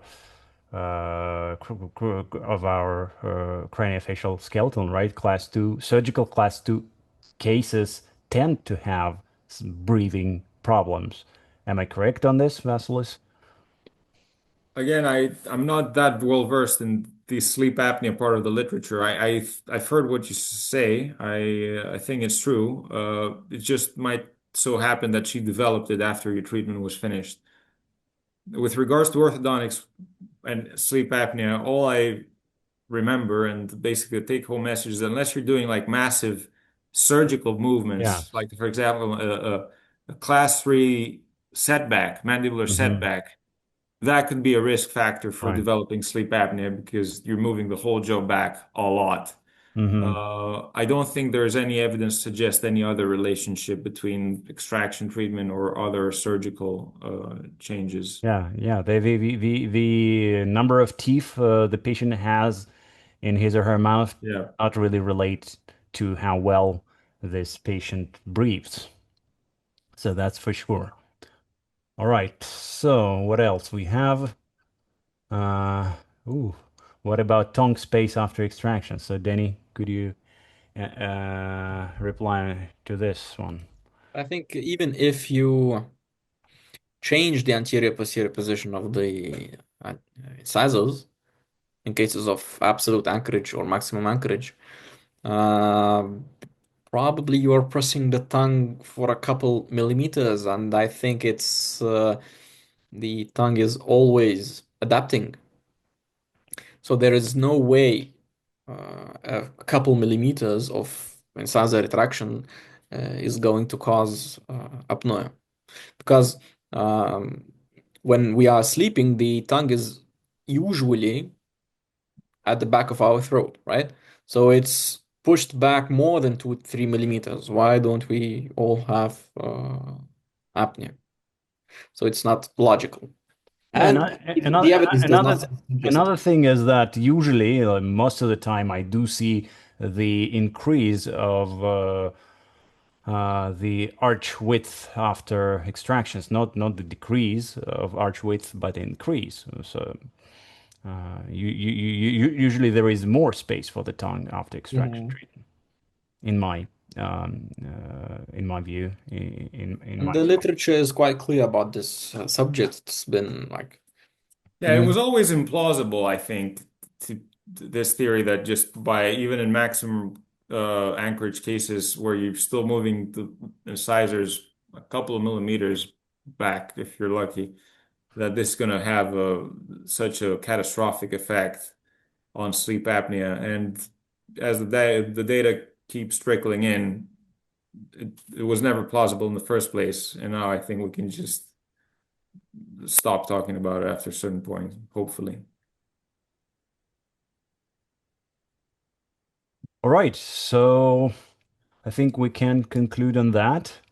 So thanks, gentlemen, for your presentations, and thanks to all of our attendees who spent just over 2 hours with us Wow. tonight. And it's been a vacation time for many of you, yeah, because August is usually vacation time in Europe. I'm sure in Greece, right? Yep. Yes, and in Russia as well. Today actually is my last day before the vacation, so um, yeah, it's a very nice conclusion of work before some break.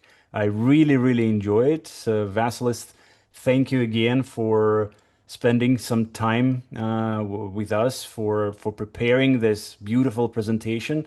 And I know that it's been actually the first time you presented your master thesis in the form of lecture to a wider audience, right? First time in 10 years after. Yeah, that's correct. I've never shown this to anyone else other than my thesis committee that day. But it was an honor for me. It was a pleasure. Thank you so much, Alex, for the invitation. Thank you, Danny. And thanks for everyone attending. Yeah, so I just want to add that I believe that it's a beautiful presentation, and I hope that will have you, Vasilis, on other bigger, more important orthodontic meetings, because we do need voices like yours to be heard in contemporary orthodontic landscape, which is unfortunately saturated with a lot of I would say questionable conceptions and questionable approaches. Thank you, Alex. So that's it. Thanks, everyone. Thank you very much. Yes, let's Bye-bye. finish this webinar. Bye bye.